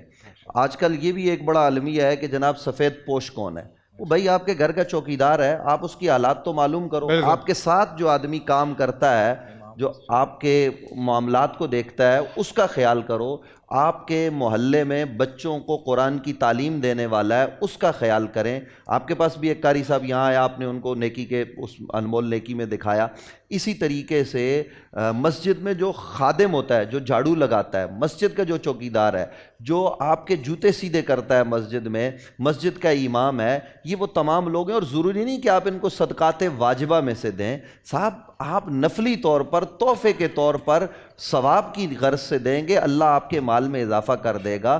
تو یہ چیزیں ہمیں پیش نظر رکھنی چاہیے۔ اس کو لے کر جب ہم آگے بڑھیں گے تو نظام خوبصورت طریقے سے چلے گا۔ اور فیصل قریشی صاحب سب سے پہلے قریبی لوگوں کو دیکھیں، خدا کا واسطہ قوم دوسروں کو دیکھتی ہے، پڑوسی کو نہیں دیکھتی۔ سبحان اللہ، سبحان اللہ۔ مفتی حنیف قریشی صاحب ایک بڑا امپورٹنٹ سوال، جی یہ باتیں کرتے کرتے میرے دماغ میں آیا، چونکہ فیس بک کی بات ہو رہی تھی، فیس بک پہ ایک چیز پاپ اپ ہوئی، اور میں چاہتا ہوں کہ جو اس طرح کی چیزیں آتی ہیں ان کو ضرور ہم ان پہ بات کریں۔ حال ہی میں ایک بیان میں نے سنا، میرے بڑے پیارے دوست ہیں ظفر عباس، ان کے حوالے سے یہ بیان تھا کہ وہ شیعہ ہیں، ان کو آپ نے صدقہ نہیں دینا۔ لوگ چونکہ اس کو سپورٹ کر رہے ہیں تو ان کے حوالے سے کہ وہ شیعہ ہے اس کو صدقہ نہ دیں، وہ قبول ہی نہیں ہوگا۔ اس طرح کا ایک بیان میں نے سنا، تو کیا یہ صحیح رہے گی بات؟ ہمارا جو آج کا ٹاپک ہے، سب سے پہلے تو زکوٰۃ، پچھلے صدقات اور انفاق فی سبیل اللہ ہمارا آج کا ٹاپک ہے۔ سب سے پہلے تو ہم نے یہ دیکھنا ہے کہ یہ انفاق فی سبیل اللہ، یہ جو صدقات ہیں، ان کی قرآن اور حدیث میں، یہ شریعت اسلامیہ میں اہمیت کتنی ہے۔ ٹھیک ہے۔ قرآن مجید برہان رشید میں زکوٰۃ ایک فرضیت کے طور پر آئی ہے، لیکن اس کا جو جرنل پہلو ہے، یعنی یہ ایک پہلو ہے زکوٰۃ، لیکن اصل قرآن مجید کا جو حکم ہے وہ ہے انفاق فی سبیل اللہ، اللہ کی راہ میں خرچہ کرنا۔ سبحان اللہ۔ اب ان میں سے جو واجب ہے آپ پر، اور ظاہر ہے وہ سب پر واجب نہیں ہے، وہ صاحب نصاب پر واجب ہوتا ہے، وہ تو آ گیا زکوٰۃ یا صدقات واجبہ، جس میں آپ کے منتیں آ گئیں، یا ساتھ ساتھ آپ کا عید رمضان میں فطرانہ آ گیا، تو یہ صدقات واجبہ ہے، یہ تو آپ نے دینے ہی دینے۔ اس کے علاوہ قرآن نے انفاق پر زور دیا ہے، خرچہ کرو۔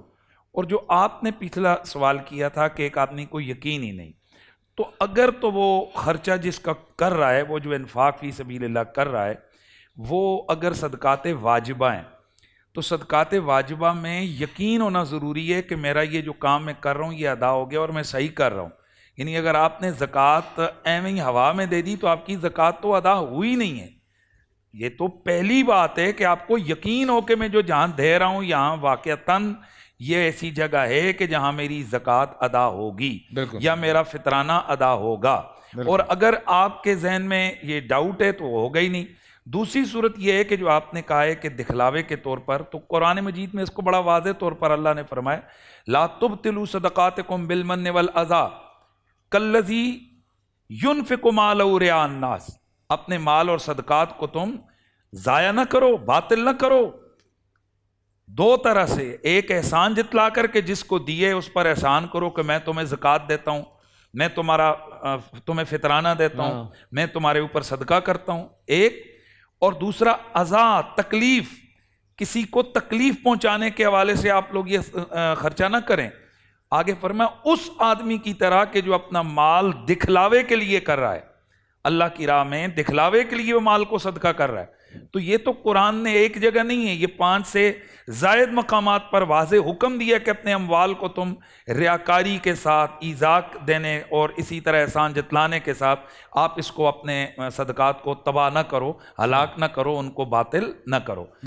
اب جب یہ ہمارے لیے یہ واضح ہو گیا کہ جو صدقات واجبہ ہیں ان کے لیے آپ کو یقین ہونا ضروری ہے کہ ہم جہاں دے رہے ہیں وہاں پر یہ چیز لگتی ہے. ٹھیک ہے. اور جو صدقات نافلہ ہیں اگر وہ بھی ظاہر انسان کو یقین ہونا چاہیے کہ میں جو دے رہا ہوں تو اللہ کی رضا کے لیے دے رہا ہوں، وگرنہ وہ دینے کا مقصد کیا ہے؟ وہ تو ایک فراڈ ہو گیا، وہ تو ایک ریاکاری ہو گئی، وہ تو ایک کوڈی میچ کی طرح ہو گیا. جیسے یہ ہمارے پنجاب میں چودھری لوگ ہیں.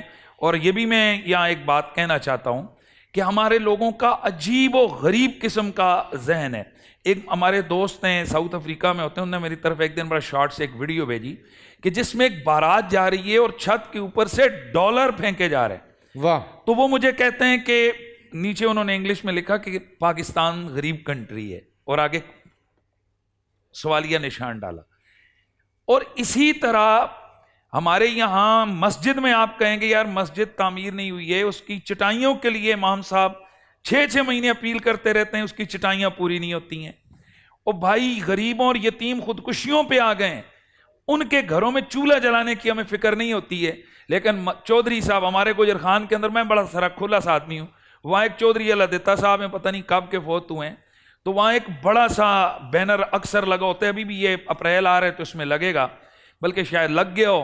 اوپر لکھا ہوتا ہے چودھری اللہ دیتا مرحوم کی یاد میں بیل دوڑ، کوڈی میچ، کتوں کا پیڑ. پہلے نمبر پہ آنے والے کتے کو 2 لاکھ روپے دیا جائے گا، پہلے نمبر پہ آنے والے بیل کو موٹر سائیکل دیا جائے گا. یار یہ اس قوم کی حالت ہے. کوڈی میچوں میں ان کو بلائیں گے اور وہاں کبڈی میچوں پر یہ لاکھوں اڑائیں گے. لیکن اسی قوم سے جس وقت کہیں گے کہ تو جس گلی میں تیرا مکان ہے اس گلی کی حالت یہ ہے کہ وہاں کیچڑ سے وہ گلی لت پت ہے، یار اس کو کہیں گے حکومت کدھر ہے؟ محلے والے کہتے رہے ہو بھائی جو تو نے وہ موٹر سائیکل اور وہ جو خرچہ کیے نا اتنا تو اس رستے کو ٹھیک کروا سکتا تھا اگر کہیں اور نہیں. تو میں اس نتیجے پر پہنچا ہوں کہ اللہ تعالیٰ کا جو دیا ہوا مال ہے اس کا بھی حساب ہوگا. اور قرآن نے اس کو بڑا واضح طور پر جگہ جگہ پہ فرمایا. اور میں اگر فگر بیان کروں تو 100 سے زیادہ جگہ پر اللہ تبارک و تعالیٰ نے قرآن مجید میں مال خرچہ کرنے کا یا حکم دیا یا اس کی فضیلت کو بیان. سبحان اللہ، سبحان اللہ، سبحان اللہ. تھوڑا سا میں علامہ صاحب تھوڑا عوامی ایک سوال بڑا ضروری ہے. ہمارے بہن بھائی جو ملک سے باہر رہتے ہیں وہ بہت کوشش کرتے ہیں. سوال رہی کہ آپ کا پر چلیں. ہاں ادھر لے آ جاؤں گا میں، پھر آ جاؤں گا. ٹھیک ہے. وہ بڑی کوشش کرتے ہیں اور وہ بہت ہیلپ آؤٹ بھی کرتے ہیں. ہم نے ٹیلی تھونس کیے ہیں، ہم نے بہت ساری ایسی ڈرائیوز کی ہیں جس میں دنیا بھر سے جو پاکستانی ہیں وہ پاکستان میں فورسفلی بہت بہت ہمت کے ساتھ، بری جان کے ساتھ وہ لوگوں کو ہیلپ آؤٹ کرتے ہیں. اور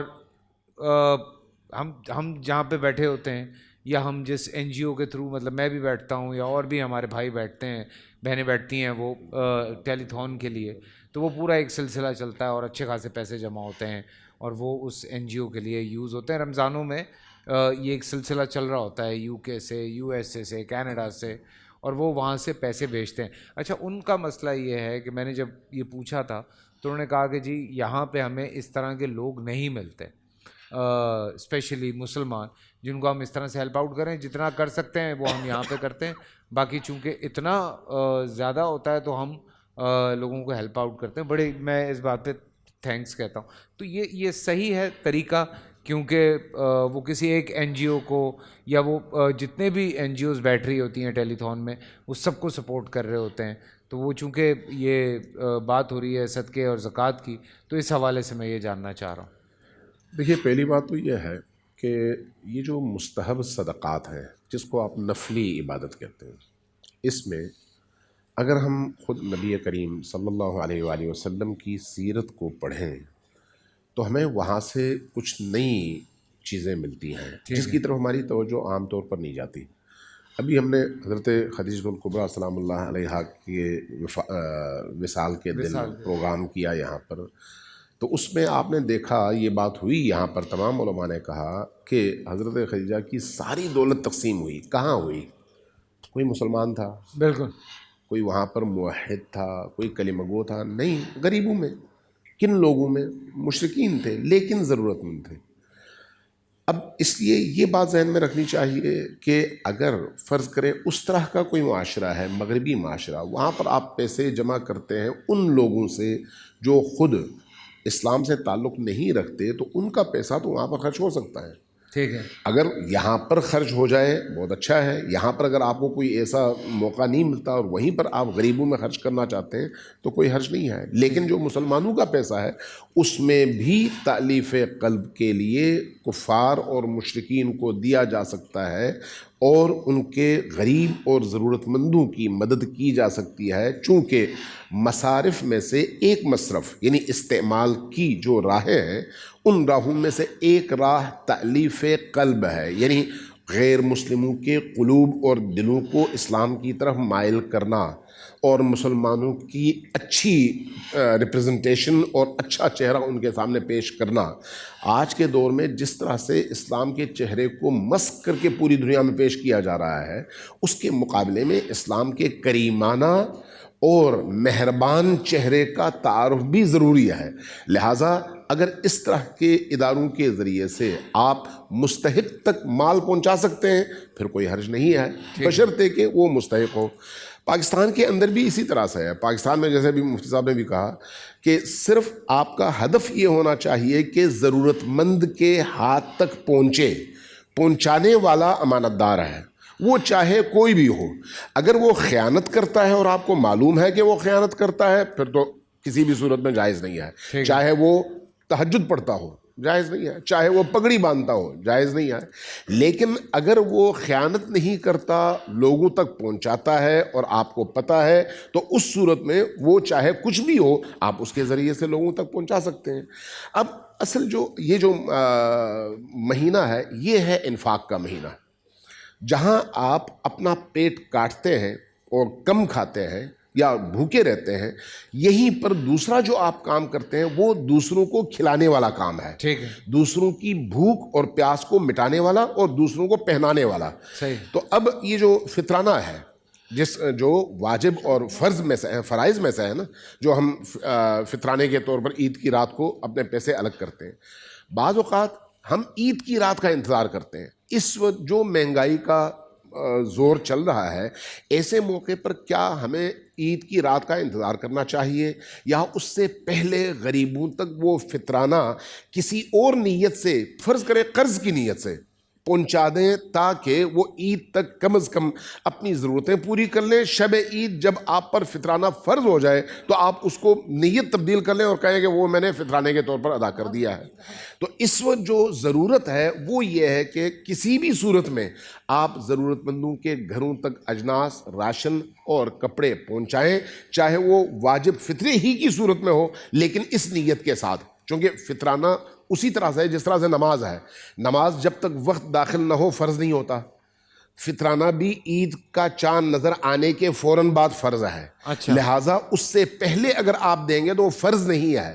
اب آپ نے کس نیت سے دینا ہے؟ آپ نے قرض کی نیت سے دینا ہے. قرض کی نیت سے آپ دیں, وہ اپنا خرچ کریں, اس پر اب واجب ہے نا قرض کی واپسی, لیکن عید کی رات اسی قرض کو آپ فطرانے کے طور پر شمار کریں, اس کا مسئلہ حل ہو جائے گا اور آپ کا فرض اتر جائے گا. واہ واہ واہ واہ واہ. اپنا فیصل بھائی اس میں تھوڑا سا, چونکہ شہیدی صاحب کا ظاہر ایک اپنا مکتب فکر ہے, وہ فقہ جعفریہ سے ان کا تعلق ہے.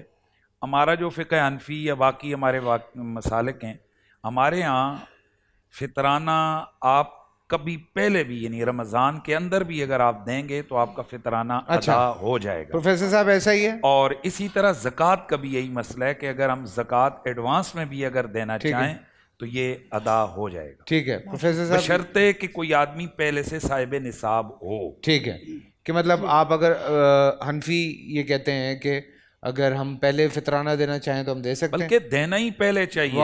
رمضان کے اندر دیں. بلکہ میں کل ایک پوسٹ پڑھ رہا تھا کہ عموماً ہمارے یہاں یہ ہوتا ہے کہ جس وقت ختم قرآن ہوتا ہے تو ختم قرآن کے موقع پر جناب ائمہ کی خدمت کرتے ہیں, کپڑے دیتے ہیں سارا. تو وہ پوسٹ بڑی زبردست تھی, انہوں نے لکھا کہ برائے مہربانی 27ویں شب پہ جو کمیٹیاں اور لوگ امام مسجد کو کپڑے دیتے ہیں تو ساتھ اس درزی کا ایڈریس بھی بتائیے گا جہاں سے کپڑے سلتے ہیں. چھوٹا سا بریک سے واپس آتے ہیں. آپ کو کام ملے گا.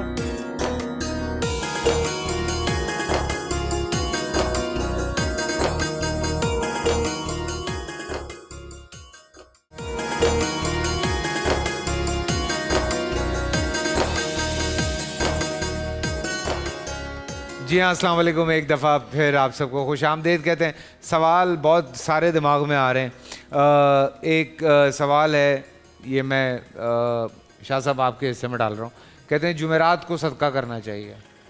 کہتے ہیں کہ وہ پھیپڑے اور کلیجی جو ہے اس کو اوپر سے وار کے بدھ والے دن چھت پہ پھینک دو.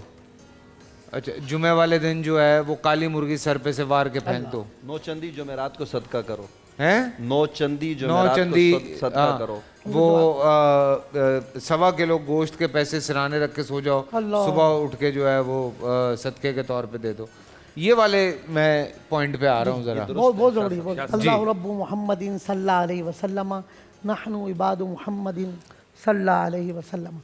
عرض یہ ہے کہ حضور یہ جو سوالات جو آپ نے کیے, جس طرح کے یہ بتاتے ہیں جمعرات کو صدقہ دو اور یہ دل کے لیے پھپڑوں کے صدقے دے دو, یہ سب لوگوں کے اپنے رائج کیے ہوئے, اس کا قرآن و سنت سے کوئی تعلق نہیں. اچھا, کیونکہ ہمارا میان قرآن و سنت ہے. اب ہمارے یہاں مصیبت یہ ہے کہ ڈبہ پیر, بے عمل پیر, ان کو قرآن بھی پڑھنا نہیں آتا سر, ان کو نماز نہیں یاد نہیں, دعائے قنوت سنو, 6 کلمے نہیں آتے. ایک صاحب ٹی وی چینل پہ پروگرام کر رہے تھے, وہ کلمہ انہوں نے وظیفے میں بتایا تو وہ یقین جانیے لا الہ الا اللہ محمد, وہ کلمہ نہیں پڑھ پائے. ہم نے ان کو کہا نہیں محمد الرسول اللہ. ہم یہاں تک پہنچ گئے اس نہج پر. تو یہ ہمارے فیک عاملوں نے, جعلی پیروں نے, ڈبہ پیروں نے ہمیں اس جمعہ, یہ تو مائیں بہنیں سب کر رہی ہوتی ہیں. اصل میں ہوتا یہ کہ دیکھیں پتہ کیا ہے, مائیں بہنیں بیٹیاں زیادہ جاتی پیروں کے پاس ہے, پرانی بات. پھر ہندو, میں کہتا ہوں ہندو سے ہم انڈیا سے پاکستان تو آ گئے, لیکن ہم ان کے رسم و رواج اور کلچر کو نہیں بھول پا رہے. ہمارا میان, ہم نے اسلام کے لیے ہجرت کی تھی, ہمیں اسلام میں داخل ہونا تھا. پھیپڑے ویپڑے پہ ہاتھ لگا کے نہیں پھینکنا. میرا مطلب یہ کہ اصل پتہ کیا ہے, انما الاعمال بالنیات. صدقہ کس کے لیے کیا جا رہا ہے؟ اللہ کے لیے. جب اللہ کے لیے کیا جا رہا ہے تو اس میں کوئی وقت کی قید بھی نہیں ہے, کچھ چیزوں کو. وہ کہتے ہیں انڈا وار کے نا 2 راہ پہ پھینک دو. ہاں, ہم اس وقت دیکھ رہے ہیں تنگ دستی, غربت, بے روزگاری ہے. تو سر آپ غریب آدمی کو ڈھونڈ کے اس کو روزگار اپنی استطاعت کے مطابق آپ اس کو روزگار شروع کروا دیں. تو صدقہ یہ کہ یہ نہیں ہے کہ آپ انڈے, بلی, کتا اور چھیچرے, پھیپڑے, جو ضرورت ہے اس کو آپ کریں. اور دوسرا یہ کہ سب سے بہترین, جیسے اپنے جانور آپ ذبح کریں, بھائی اپنے ہاتھ سے چھری پہ رہے, کیوں کہہ رہے ہیں 10 بکرے؟ پتہ بکرے ذبح بھی ہو رہے نہیں ہو رہے بھائی, آپ بکرے ذبح کر کے اپنے سامنے گوشت غریبوں میں بانٹیں. آخری بات, اصل چیز ہے حضرت نیت. ہمارے یہاں ریاکاری, دکھاوا بہت زیادہ ہوا, اور اللہ کے رسول صلی اللہ علیہ وسلم فرمایا کہ اللہ تمہارے عملوں کو نہیں دیکھتا, تمہاری نیتوں کو دیکھتا ہے. تو انما الاعمال, عملوں کا دار و مدار نیت پر ہے. تو میرا کہنا یہ کہ حضرت خدا میں ہوں, آپ ہوں, اخلاص کے ساتھ کریں, پوشیدہ کریں, چھپا کے کریں, اس کی عزت کا خیال کریں. حجت الاسلام امام محمد غزالی فرماتے ہیں وہ شخص کتنا نادان ہے جو بادشاہ عظیم کو چھوڑ کر غلام سے امید باندھ رہا ہے. یعنی ہم مخلوق سے امید باندھ رہے ہیں, رب کی رضا کو ہم نے چھوڑ دیا. تو سر رب کی رضا کو رکھیں, اللہ کی رضا, ہر کام میں اللہ کی رضا کو رکھیں گے اجر بھی زیادہ ہوگا. اور یہ دیکھیں کہ ضرورت کس چیز کی ہے. میڈیسن, آپ سرکاری ہاسپٹل میں چلے ہیں, لوگ بیچارے در بدر ہیں, میڈیسن نہیں ہے. آپ غریب کو جا کے میڈیسن دیکھیں, جن کے آپریشن رکے ان کے آپریشن کروا دیں. جیسے ماشاء اللہ آپ نے نیکی کا جو سیگمنٹ شروع کیا ہے, یہ صدقہ جاری ہے سر. تو میرا کہنا یہ ہے کہ جہاں ضرورت ہے وہاں کریں. اسی طرح جو طلبہ ہیں آپ ان کو بک دلا دیں سر, وہ بیچارے در بدر ہیں. کئی ایسے طالب علم ان کے پاس کتب نہیں, وہ پڑھ نہیں پا رہے, ان کی فیس بھر دیں سر, ان کو یونیفارم دے دیں, ان کی فیسیں دے دیں. ایسے ادارے ہیں میں آپ کو بتاؤں جو یہ کرتے ہیں کہ وہ آپ سے اڈاپٹ کروا لیتے ہیں طالب علم, اور آپ پھر اس کو ہر مہینے, اور وہ کوئی اتنے پیسے بھی نہیں ہوتے. تو یہ ایک بڑا اچھا سسٹم آیا ہے کہ آپ ایک پوری فیملی اڈاپٹ کر لیں. آخری بات, میں بھی گیا تھا گولڈا شریف میں, تقریباً 7 دن رہا ہوں ابھی یہ آنے سے پہلے. آپ یقین کر پیر میلے شاہ صاحب رحمۃ اللہ علیہ کے درگاہ میں نے دیکھا صبح ناشتے میں دیکھا ہزاروں لوگ ناشتہ کریں سر, اور ناشتہ ہو رہا ہے. دوپہر کو دیکھا تو پھر لنگر. یہ ہماری خانقاہوں پہ بھی جو لنگر کا نظام ہے نا سر, کئی غریب پلے ہوتے ہیں. تو اچھا کھانا کھلائیں, نہ کوئی تصویریں بن رہی تھی, نہ وہ ویڈیو بن رہی تھی, ہزاروں لوگ ناشتہ کر رہے ہیں, دوپہر کا کھانا کھا رہے ہیں, رات ہزاروں لوگ.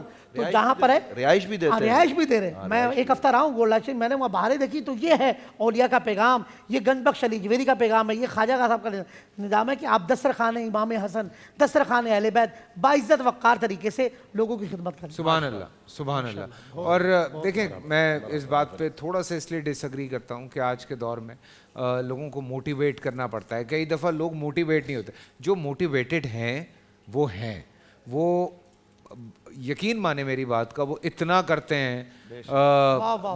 میں خود آتے جاتے دیکھتا ہوں, میرے گھر کے پاس بھی بہت سارے گھر ہیں ایسے کہ کئی 100 لوگ جو ہیں وہ بیٹھے ہوئے افطاری کر رہے ہیں, سحری کر رہے ہیں. آپ کا ایک جملہ کاٹ رہا ہوں, آئے ہوئے بڑا زبردست, وہ کہتے ہیں نا آیا ہوا جملہ. کسی دوست کے ساتھ میں اس دن گزر رہا تھا کراچی, تو میں نے کہا یار یہاں یہ بھی ہو رہا ہے, یہ بھی ہو رہا ہے, یہ عذاب نہیں آ رہا, یہاں زلزلہ, بات زلزلے کی ہوئی. میں نے کہا ہاں یہ تھے. تو ایک میں نے کہا یار یہ بلڈنگیں نیچے آ جائیں ایک جھٹکا لگے. ان کا ایک جملہ نا مجھے بڑا ہے, ان نے کہا بھائی کراچی صدقہ کرتا ہے بہت, تو اس لیے یہ بچا ہوا ہے. یا کوئی عذاب یا جو نہیں ہے, جو کچھ ہمارے حرکات ہیں, ہمارے اعمال ہیں وہ ہوں, تو یہاں کئی زلزلے ہوں. ان کا یہ جملہ کہ کراچی صدقہ کرتا ہے. بڑے لوگ بہت کام کر رہے ہیں, لیکن کئی دفعہ تھوڑا لوگوں کو موٹیویٹ بھی کرنا پڑتا ہے. چھوٹا سا بریک لے کے میں پروفیسر صاحب کی طرف بڑھوں گا. پروفیسر صاحب سے بھی اس بارے میں جاننا بہت ضروری ہے.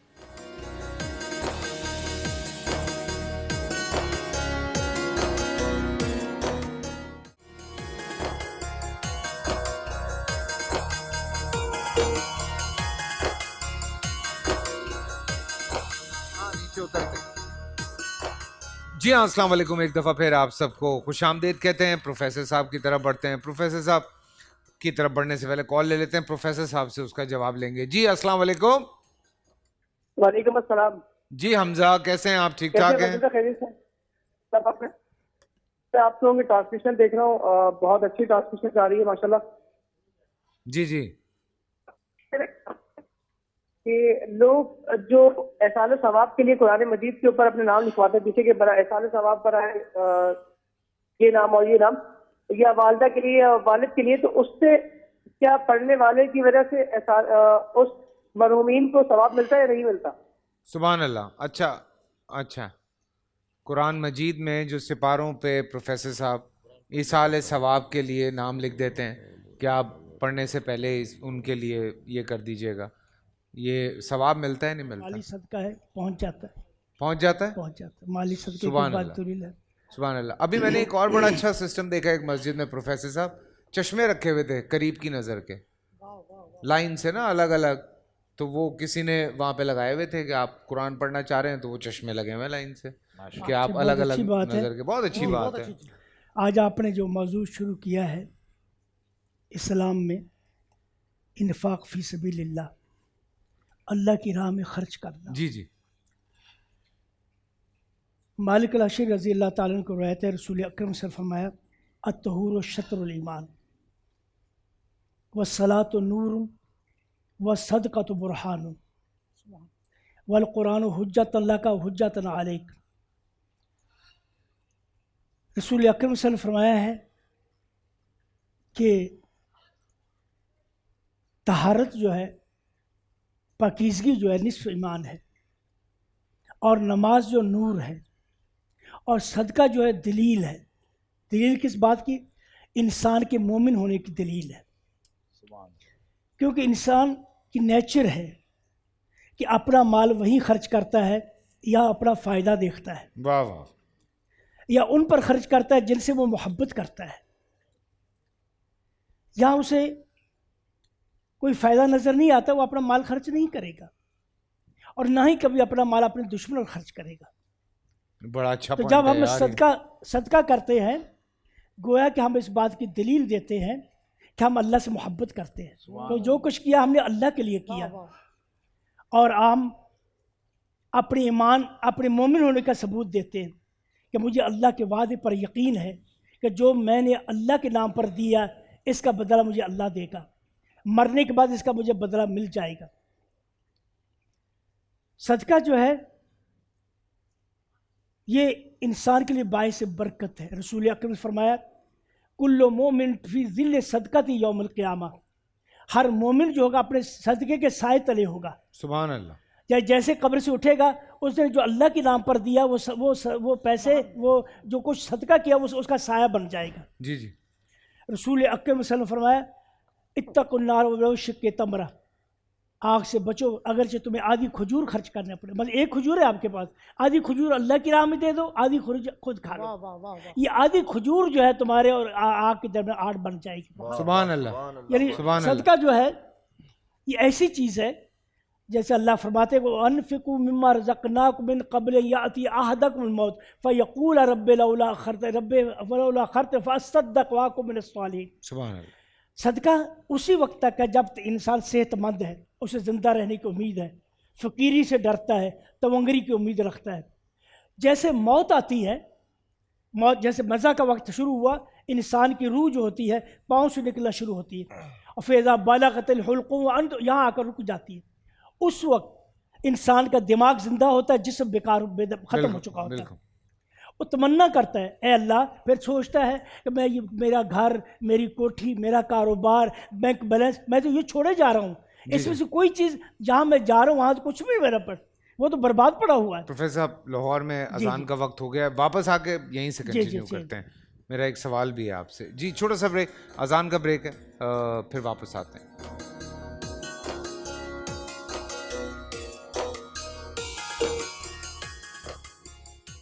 اللہ سبحان اللہ. اور یہاں پہ سحری بھی ہو رہی ہے اور ساتھ ساتھ ہم پروگرام بھی لے کے چل رہے ہیں. ہمارے علماء کرام یہاں پہ موجود ہیں. بہت سارے آپ کے سوالات جو کہ پہنچتے رہتے ہیں، اور چونکہ پروفیسر صاحب سے بات ہو رہی تھی پھر اب پروفیسر صاحب سے بات میری رک گئی بیکاز لاہور میں اذان کا وقت ہو گیا تھا. چند لمحوں کے بعد کراچی میں بھی اذان کا وقت ہو جائے گا. پروفیسر صاحب الگ الگ صدقات کے حوالے سے میں نے سوالات کیے شاہ صاحب سے کہ ہمارے یہاں اس طرح کے سوالات ہوتے ہیں کہ جی پھیپھڑے کو ہاتھ لگا کے پھینک دو، اپنا کیا کہتے ہیں انڈا وار کے پھینک دو، پیسے بانٹ دو اوپر سے وار کے. پھر ایک اور چیز بھی میں ابھی پڑھ رہا تھا، مجھے کسی نے سوال بھیجا ہوا تھا کہ کیا قرآن پاک پڑھ کے وہ بھی ثواب پہنچایا جا سکتا ہے بڑوں تک؟ قرآن پڑھ کر دعا کی جا سکتی کہ اللہ تعالیٰ اس کی بخشش فرما دیں گے. باقی یہ رہا کہ اس کا ثواب، تلاوت کا ثواب، ہم اہل حدیث کے یہاں یہ چیز نہیں ہے. ٹھیک ہے. یعنی یہ حدیث سے ثابت نہیں ہے کہ کوئی نبی کریم صلی اللہ علیہ وسلم بہت سے صحابہ کا انتقال ہوا، کبھی آپ نے ایسا نہیں کیا کہ لوگوں کو جمع کیا اور انہوں نے کہا قرآن پڑھیں اس کا ثواب پہنچائیں. باقی دعا، قرآن عبادت ہے، دعا عبادت پڑھ کر دعا کرتے ہیں، دعا اللہ پہنچا دیتے ہیں، دعا پہنچا سکتے ہیں. باقی یہ چیز جو ہے سارے ثواب، یہ مسئلہ جو ہے یہ مختلف ہمارے نزدیک نہیں ہے. ٹھیک ہے. نوی صاحب آپ نے ہاتھ کھڑا کیا، خیریت؟ جی جی چلے دونوں میں سے کوئی بھی دے دے. ہمارے ہاں بڑا واضح سا مسئلہ ہے کہ بخاری شریف کی حدیث موجود ہے، نبی پاک صلی اللہ علیہ وآلہ وسلم نے ایک قبروں کے پاس سے حضور گزرے تو آپ نے فرمایا کہ ان کو عذاب ہو رہا ہے. پھر اللہ کے نبی نے 2 ٹہنیاں کا توڑ کر ان کو ایک قبر پر ایک اور دوسری پر دوسری کو رکھا. فرمایا جب تک یہ تسبیحات پڑھتی رہیں گی اس وقت تک اس کا ثواب ان قبر والوں کو پہنچے گا اور اللہ تعالیٰ ان کے عذاب میں کمی فرمائے گا. تو اس سے ہمارے تقریباً اس پر اجماع ہے پوری उम्मत का जिसमें मुहद्दिसीन भी हैं, जिसमें मुतकल्लिमीन भी हैं, जिसमें तकरीबन शवाफ़, हनाबला, मवालकी और अहनाफ सब इस बात पर मुत्तफ़िक हैं कि कोई भी नेकी का काम करके, कोई भी, चाहे वो जानी हो, माली हो, बदनी हो, उसका सवाब मरहूम को बख्शेंगे, बशर्ते कि अगला मुसलमान हो, मोमिन मरा हो, तो उसको उसका सवाब पहुंचेगा। हमारे यहाँ ये है कि अगर टहनियाँ पढ़ें तो कब्र वाले को उसका सवाब पहुंच जाए, में आएगा तो एक बेटा अगर अपने वालिद के लिए कुरान पढ़े तो उसको क्यों नहीं पहुंचेगा? फैसल भाई इसमें एक गुजारिश, एक शेख साहब एक गुजारिश, शेख साहब ने फरमाया अद्दुआ मुखुल इबादा, दुआ इबादत है। तो दुआ क्या है? दुआ अल्लाहुम्मा रब्बना आतिना फिद दुनिया हसना व फिल आखिरति हसना वक़िना अज़ाबन नार, क्या ये कुरान नहीं है? ये अल्फाज नहीं है? तो जब कुरान के अल्फाज अलिफ लाम मीम ज़ालिकल किताबु ला रैब फ़ीहि हुदल लिल मुत्तक़ीन, ये कुरान के अल्फाज हैं, तो ये अल्लाहुम्मा मग़फ़िर लिहय्यिना व मय्यितना व शाहिदना, ये तो हम एक दुआ पढ़ते हैं, ये कुरान नहीं है। लेकिन अगर हम कुरान में जाएं तो कुरान मजीद फ़ुरक़ान हमीद कहता है रब्बना ग़फ़िर ली व लिवालिदैया व लिल मुअमिनीना यौम यक़ूमुल हिसाब।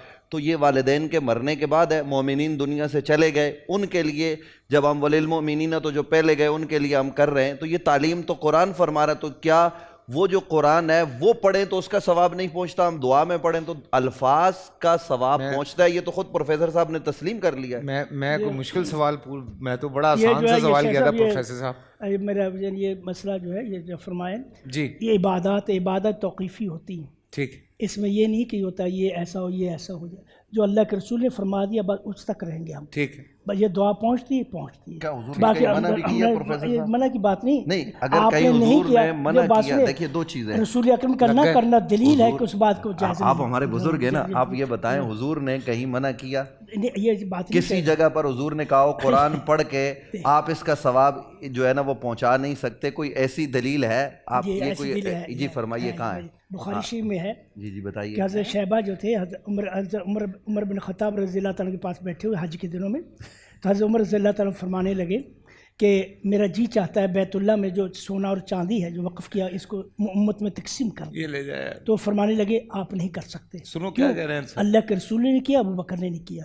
आपका न करना इस बात की दलील है कि जायज़ नहीं। नहीं, वो तो अगर कोई ऐसा काम हो जिसका करने की जरूरत है वो आपने नहीं किया, ये दलील है, यानी क्यास नहीं। बहरहाल हम इस बात को बिल्कुल ख़त्म करते हैं। मकतबे फ़िक्र अहले हदीस के यहाँ कुरान पढ़ने का सवाब मुर्दों को नहीं पहुँचता। भाई कोई वाबी, कोई अहले हदीस मत पढ़ो, और बाकी आले सुन्नत के यहाँ, आले तशय्युआत के यहाँ भी, बाकी सब के यहाँ भाई कुरान पाक पढ़ के उसका सवाब मुर्दों को बख्शो पहुँचता है हर बंदे को। ये तो भाई जमहूरियत है। भाई देखें, मैं उस दिन भी यही बात कह रहा था, मैं फिर यही बात कह रहा हूँ कि एक चीज़ अंडरस्टैंड करें, ये जो मुख्तलिफ हमारे फ़िरके यहाँ मौजूद हैं, और वो होने की वजह यही है कि कहीं कहीं सब फॉलो एक ही इस्लाम को कर रहे हैं, लेकिन थोड़ा सा पर्सपेक्टिव, पॉइंट ऑफ व्यू अलग है। सो इसमें लड़ाई झगड़ा कोई नहीं है, अल्हम्दुलिल्लाह। हाँ अल्हम्दुलिल्लाह, लड़ाई झगड़ा देखें आप कितने प्रोफेसर साहब हमारे साथ बैठे हुए हैं, इसमें कोई बिल्कुल ये हर्ज की बात ही नहीं है भाई, इख्तिलाफ तो होता रहता है ना प्रोफेसर साहब।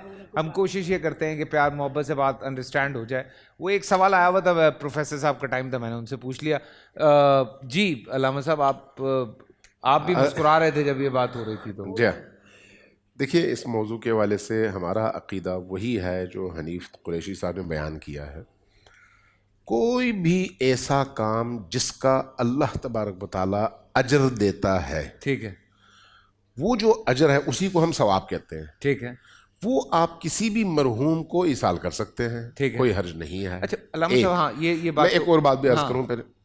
जो आपने इनसे पूछा था ना कि परिंदे को खाना दो, फलान को खाना दो, ये वो जो आपके जादूगर और टोटके वाले बात करते हैं, उससे क़त्ए नज़र अगर आप किसी प्यासे जानवर को सवाब की नीयत से पानी पिलाते हैं तो उसका अजर भी है और इंसान की ज़िंदगी पर उसका असर भी है। सुभान अल्लाह। चाहे वो कुत्ता हो, चाहे वो खंजीर हो, हत्ता कोई भी जानवर, यानी खंजीर तो फिर नजस तरीन जानवर है ना, जी जी, लेकिन जो पाक तरीन जानवर है उनसे लेकर नजस तरीन जानवर तक, जो अल्लाह की मखलूक है, अल्लाह की मखलूक को अगर आप अल्लाह की खुशनुदी की नीयत से खाना खिलाते हैं या پانی پلاتے ہیں یا ان کو کسی مشکل سے نکالتے ہیں تو اس کا ثواب ہے، اور حتیٰ یہ ثواب بھی آپ اپنے مرحومین کو ایصال کر سکتے ہیں چونکہ ثواب ہے۔ سبحان اللہ. میں نے بڑے لوگوں کو دیکھا ہے، چونکہ میں لاہور میں رہتا تھا تو وہاں پہ ہم دیکھتے تھے صبح صبح جب میں واک کرنے جاتا تھا تو وہ ایک جھیل تھی جہاں پہ لوگ کھڑے ہو کر نا ڈبل روٹی لے کر آتے تھے اور وہاں پہ چور چور کے وہ مچھلیوں کو کھلاتے رہتے تھے. جیسے گھر کے اوپر لوگ پانی رکھتے ہیں. ہاں پانی رکھتے ہیں، اچھی بات ہے. باجرہ دانہ ڈال کے رکھتے ہیں، پانی ڈال کے رکھتے ہیں. ان کا خوراک کا خیال. بعض لوگ مچھلیوں کو وہ ڈالتے ہیں آٹا، اچھی بات ہے، ان کی خوراک ہے. تو جو اب ہمارے یہاں تو کتوں کو لاتے مارتے ہیں، لیکن اگر آپ ٹرکی چلے جائیں تو وہاں پہ جو سڑک پہ گھومنے والے کتے ہیں نا وہ پلے ہوئے کتوں سے زیادہ صحت مند ہوتے ہیں، کیونکہ وہ ان کا اتنا خیال کرتے ہیں. آپ کے گھر کے ساتھ خالی پلاٹ ہے، وہ وہاں ڈبے بنا دیتے ہیں، وہ وہاں پہ کھانا کھلاتے ہیں. ایک چیز کا خیال رکھنا چاہیے کہ جانوروں کی محبت میں انسانوں کو بھلایا نہ جائے، اس چیز کا خیال رکھنے کی ضرورت ہے. ایسا نہ ہو کہ انسان بھوکا نظر آئے اور اس کو نظر انداز کر دے آدمی اور جانور کے لیے امپورٹڈ کھانا لے کر آئے. نہیں، یہ درست سر وہ نہیں ہے. اصل میں دیکھیں ہمارے یہاں جو بہت سارے لوگ جانوروں کے حوالے سے کام کر رہے ہیں تو وہ میرے خیال سے اگر آپ ڈھونڈنے میں جائیں گے نا تو وہ آٹے میں نمک سے بھی کم ملیں گے آپ کو. صحیح ہے. وہ کوئی 1 یا 2 لوگ ملیں گے یا 3 لوگ ملیں گے جو پورے کراچی میں صرف جانوروں کے حقوق پہ کام کر رہے ہیں، کیونکہ ہمارے یہاں لوگ بہت بدتمیزی کرتے ہیں. آپ نے شاید دیکھا نہیں ہے، بچوں کو یہ سکھایا جاتا ہے اس کو لاتے مارو، اس کو ٹھڈے مارو. بچے جو ہیں اٹھا کے پتھر مار رہے ہوتے ہیں سڑک پہ کتوں کو.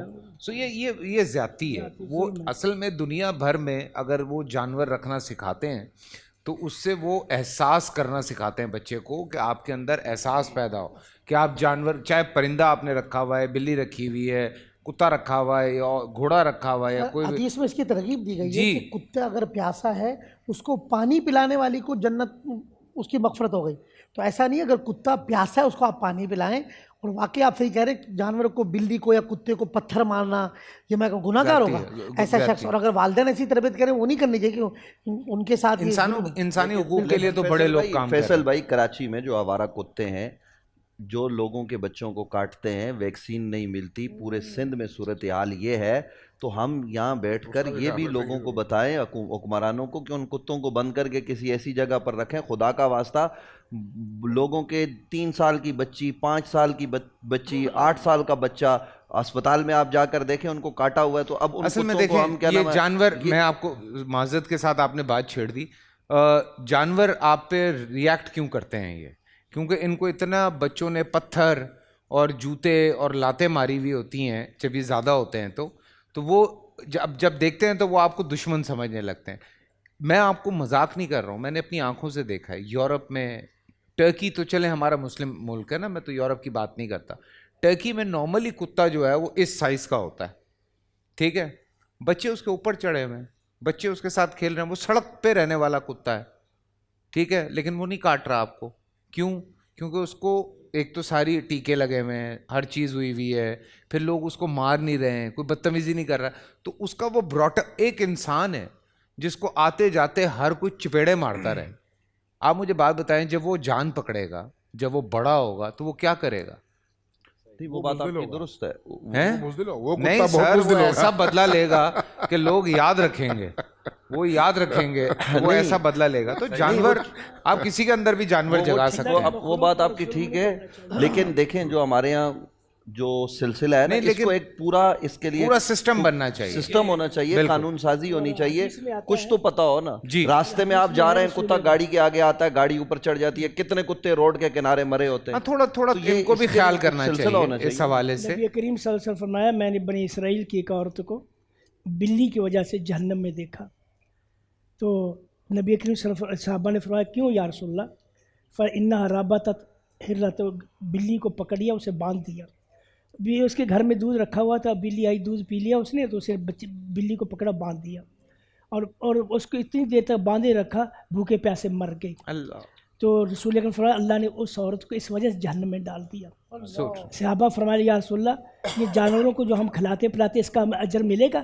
فرمایا، ہر ذی قبض کہ جس کے کلیجہ ہے اس کو کھلانے میں اللہ تمہیں اجر دے گا. اللہ اکبر، اللہ اکبر. دیکھیں کتنا آسان ہے ثواب کمانا. حتیٰ ایک پودے کی جڑوں میں اگر وہ خشک ہو رہا ہو پانی نہ ہونے کی وجہ سے، آپ پانی ڈالتے ہیں نا، بالکل اس کی وجہ سے بھی انسان کے گناہوں کی مغفرت. اللہ اور یہ شجرکاری کتنا مہم آسان اچھا رکھا ہوا ہے. شجرکاری مہم ماشاءاللہ جی جی. پودے جو لگ رہے ہیں ایک اچھا عمل ہے اور تو یہ صدقہ بہت ہے. اچھا. یہ تو بہت بڑا صدقہ ہے. یہ تو لگانے چاہیے. شہر میں اس وقت آپ کے جو ابو کنڈیشن محمد ہے، صاحب خاموش بیٹھے ہیں، کچھ کہنا چاہ رہے ہیں. آتی ہے نا پھر واپس ادھر چلی جاتی ہے. پھر شاہ صاحب تک آتی ہے، پھر واپس گھوم کے ادھر چلی جاتی ہے. نہیں ابھی نا ہم ڈسکشن میں آ گئے، ہم شاہ صاحب کوشچن سے نکل گئے. شاہ صاحب کو جو کاؤنٹنگ نمبر ہے نا وہ 99 ہے. لڈو پہ آگے واپس نیچے 0 پہ چلے صاحب اب 100 پہ آ جائیں. آج تو بات ہی ادھر سے شروع ہوئی ہے. ویسے یہ آخری جو پنچ مارا ہے نا بڑا زبردست. آپ جزاک اللہ. بسم اللہ الرحمن الرحیم. میں ایک ضروری گزارش کرنا چاہتا ہوں. ایک تو یہاں پہ چونکہ اپنے اپنے مسالک کے اعتبار سے سال ثواب کی بات ہوئی، تو مجھے اپنے مسلک کی نمائندگی کرتے ہوئے یہ کہنا ہے کہ ہمارے مسلک میں ہم اصال ثواب کے قائل ہیں. نیکی کی نیت سے یا مردے کو ثواب پہنچانے کی نیت سے کوئی بھی نیک کام کیا جائے، قرآن پاک پڑھا جائے، درس قرآن کروایا جائے، کوئی بھی نیک کام کیا جائے، ہم اس کے قائل ہیں. لیکن اس میں ہم پرائرٹی پہ جس چیز کو رکھتے ہیں وہ یہ ہے کہ اصال ثواب خود کیا جائے. سبحان اللہ. یعنی قرآن کریم خود پڑھا جائے. میں اپنے والد صاحب کے لیے خود پڑھوں. اب مجھے کیا پتا کہ میں دوسروں کو بلاؤں گا تو وہ کیسے پڑھیں گے. جو درد مجھے ہوگا وہ کسی اور کو نہیں ہوگا. بالکل صحیح. تو ہم ایز اے مسلک دیوبند ہم اصال ثواب کے قائل ہیں، اور جو بھی نیک کام مردے کے لیے کیا جائے اس کو اصال ثواب پہنچتا ہے اللہ تعالیٰ کی طرف سے. سبحان اللہ. دوسری بات میں یہاں جو کرنا چاہتا ہوں، مجھے ایک حدیث یاد آئی، لا يدخل الجنت حب ولا بخیل ولا منان. یہاں دو باتیں بڑے اختصار کے ساتھ. پہلی بات تو یہ ہے کہ بعض لوگ صدقہ تو کرتے ہیں، بڑے ذوق سے کرتے ہیں، بڑے شوق سے کرتے ہیں، بڑے اہتمام سے کرتے ہیں، مگر اس کے بعد اپنی زبان کے تیروں سے اس بندے کا دل چھلنی کر دیتے ہیں جس پر خرچ کیا ہوتا ہے. یہ نہ اگر آپ زبان سے اس کا دل چھلنی کرتے ہیں، اسے دکھی کرتے ہیں، تو یہ صدقہ نہ کریں، کیونکہ اللہ کے نبی نے فرما دیا 3 آدمی جنت کی ہوا بھی نہیں دیکھ سکیں گے. جنت کی ہوا بھی نہیں آئے گی. بد اخلاق، بخیل، منان، احسان جتلانے والا. تو ایسے صدقے سے آپ کو کیا فائدہ؟ صدقہ اللہ کی رضا کے لیے کرنا ہے یا عذاب کے لیے کرنا ہے؟ تو وہ صدقہ چھوڑ دیجئے، وہاں سے پیچھے ہٹ جائیں آپ. ایک بات. دوسری بات، یہ جو ہم پوری دنیا میں ان لوگوں کو تو ہم دعوت دیں نا کہ وہ صدقہ کسی NGOs کو دیں، کسی ویلفیئر کو دیں. میں اس بات کا قائل ہوں کہ ہم میں سے ہر بندہ اپنے اپنے عزیز و اقارب کو، رشتہ داروں کو، پڑوسیوں کو صدقہ دینا شروع کر دے تو پاکستان میں کسی ویلفیئر کی ضرورت نہیں پڑے گی. یہ بالکل سچی بات ہے. پتہ ہے آپ جو بات کر رہے ہیں، یہ اصل میں تو یہی سائیکل بنایا گیا تھا فلاح و بہبود کے لیے. تو ایکچولی تو یہی سائیکل بنایا گیا تھا کہ آپ اس اگر وقت قطع کلامی معاف کیجیے گا، جتنا فراڈ، جتنی کرپشن ان ویلفیئر کی تنظیموں میں ہے شاید کہیں بھی نہیں. دیکھیں ہم بہت معذرت کے ساتھ، بہت میں تو معذرت نہیں کے کہہ ساتھ، سکتا یہ بات بہت معذرت کے ساتھ. یہ جو یقین پینا سے- فلیکس لگتے ہیں بڑے بڑے، یہ کس پیسے سے لگ رہے ہیں؟ صحیح ہے. جی صدقے کا پیسہ ہے، لیکن زکوٰۃ کا کام تو پیسہ ہوتا ہے ہے. نا سر. چیریٹی شریعت میں اس کی تو کہاں اجازت دیتی ہے؟ اپنی تصویر نہیں لگائیں، اپنے آپ کو پروموٹ نہ کریں. چیریٹی میں تو دیکھیں یہ تو ہوتا ہے. چیریٹی میں آپ زکوٰۃ اور صدقے کے پیسے سے کچھ نہیں کر سکتے. اب کئی لوگ تو دیکھیں نا بہت کچھ کر رہے ہیں. اب بہت بڑے بڑے ڈاکٹرز ہیں وہ فری میں علاج کر رہے ہیں، تو وہ تو بغیر. سر میں نے ایک موٹی سی بات کہی ہے، اگر سمجھ میں آ جائے کہ ہر بندہ، دیکھیں میرے رشتہ داروں میں مریض نہیں، میرے رشتہ داروں میں غریب نہیں، میرے رشتہ داروں میں یتیم نہیں، مسکین نہیں، فقیر نہیں. ہر بندہ اپنی رشتہ داری کو چوز کر لے تو یہ ویلفیئر کی ہمیں ضرورت نہیں پڑے گی. سبحان اللہ سبحان اللہ. ایک اور بڑی خوبصورت بات، ہم ایک جگہ پہ تھے. اس پر فیصل قریشی صاحب گزارش صرف اتنی کریں یار آپ ایسے میرا نام لیتے ہیں، لگتا میں ہی کر رہا ہوں. نہیں آپ تو بہت اچھے آدمی ہیں. آپ شام میں بھی ایک بات کر رہے تھے، آپ فیصل قریشی صاحب، میں آپ کو بتاؤں آپ کو، مجھے لگ رہا تھا یہ میں کر رہا ہوں. مجھے 2 منٹ کے لیے لگا نہیں میں نہیں آپ اچھے آدمی ہیں، آپ کو تو کہہ ہی نہیں رہا. آپ کے ساتھ تو ہماری دوستی ہے، آپ کو کیسے کہہ سکتے ہیں. دوستوں کو تو بہت ساری چیزوں میں رعایت بھی دی جاتی ہے. ایک گزارش، چونکہ آپ سے دوستی ہے اس لیے آپ کو نہیں کہیں گے. دوستی نہیں ہوگی تو پھر کہیں گے. پھر کہیں گے. نہیں ان کو یقین ہے اپنے دوست پہ کہ میں کوئی غلط بات نہیں نہیں میرا دوست غلط بات کر بھی نہیں سکتا. ایک بات. دوسری بات یہ ہے کہ ظاہر ہے جن سے ہماری دوستی ہے نا وہ غلط طرف جاتے نہیں ہیں، بہت کم ہوتا ہے. بالکل. تو گزارش صرف یہ کرنی تھی کہ آج یہ بھی ایک توجہ دلانی ہے، جیسے مفتی ابو محمد صاحب نے فرمایا کہ بہت ساری قومیتیں، بہت سارے خاندان اپنی ویلفیئر بناتے ہیں، میں کسی کا نام نہیں لیتا، تو وہ کیا کرتے ہیں، وہ پورے خاندان کے لوگ یا پوری وہ جیسے بعض قومیتیں ہیں، میں چلیں آپ کا ہی کہہ لیتا ہوں، جیسے قریشی برادری ہے، تو آپ اپنی برادری کی ایک ویلفیئر بنا لیتے ہیں، اس کا ایک ہاسپٹل ہے، اس کا ایک پورا نظام ہے، تو اس میں کیا امیروں سے لے کر اپنے غریبی رشتہ داروں پر خرچ کرتے ہیں. یہ بہت ساری جگہوں پر ہو رہا ہے اور بغیر کسی تشہیر کے، بغیر کسی بینر کے ہو رہا ہے. یہ کراچی میں ہو رہا ہے، نئی کراچی میں، مختلف علاقوں میں.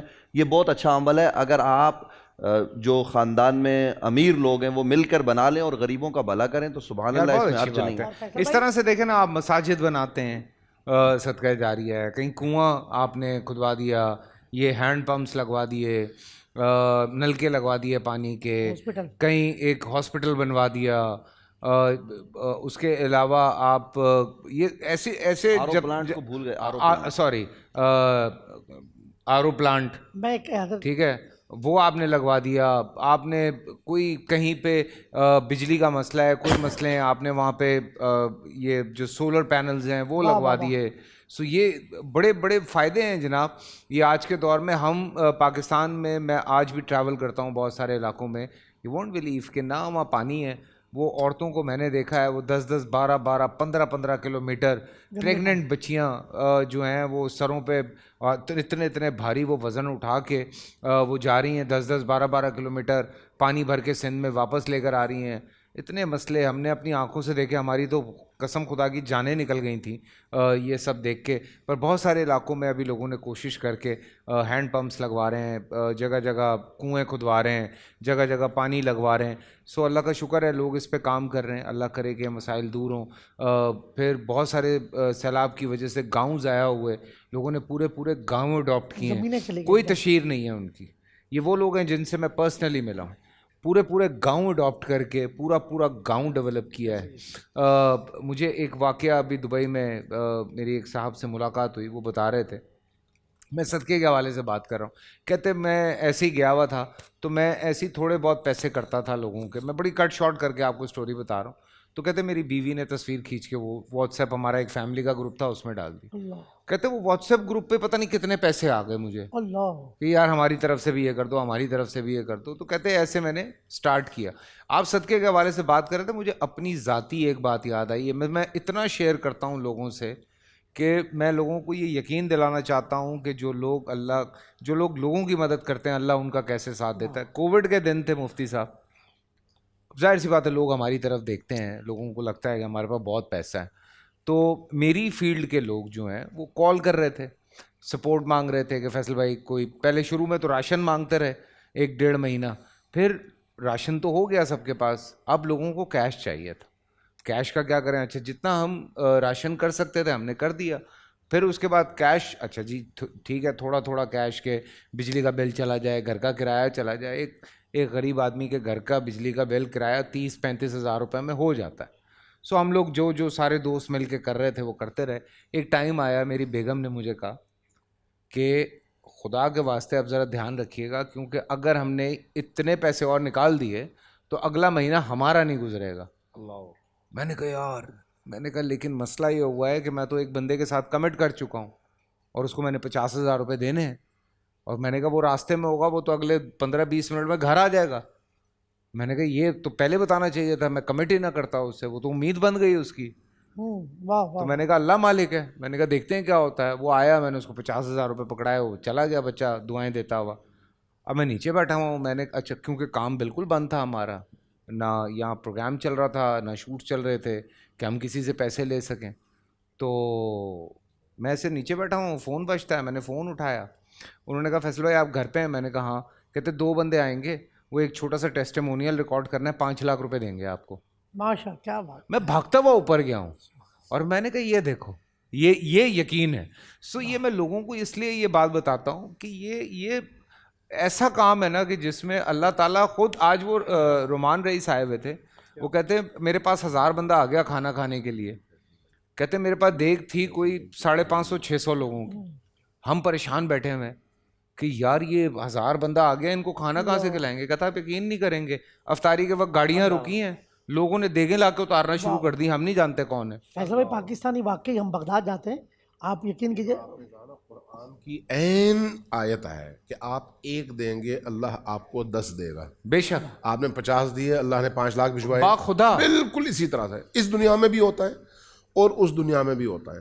البتہ جس کو اللہ چاہتا ہے اس کو 700 گنا کر کے دیتا ہے. سبحان اللہ, قرآن ہی کی بات ہے یہ. پھر آگے فرمایا اضعافم مضاعفہ, پھر جب اور کرم ہو جائے گا پھر تمہاری سوچ میں نہیں ہے, دگنے کا دگنا. اللہ وہ یعنی ان لمیٹڈ, واللہ اس کی کوئی لمٹ ہی نہیں. ہمیں 1 کے 10. فیصل ٹائم ہے جی جی صدقے کی مد میں کہ صدقہ جو ہے اس سے کتنی برکات ہوتی ہے. ایک عدنان خاشقجی گزرے, یہ بہت بڑا تاجر تھا.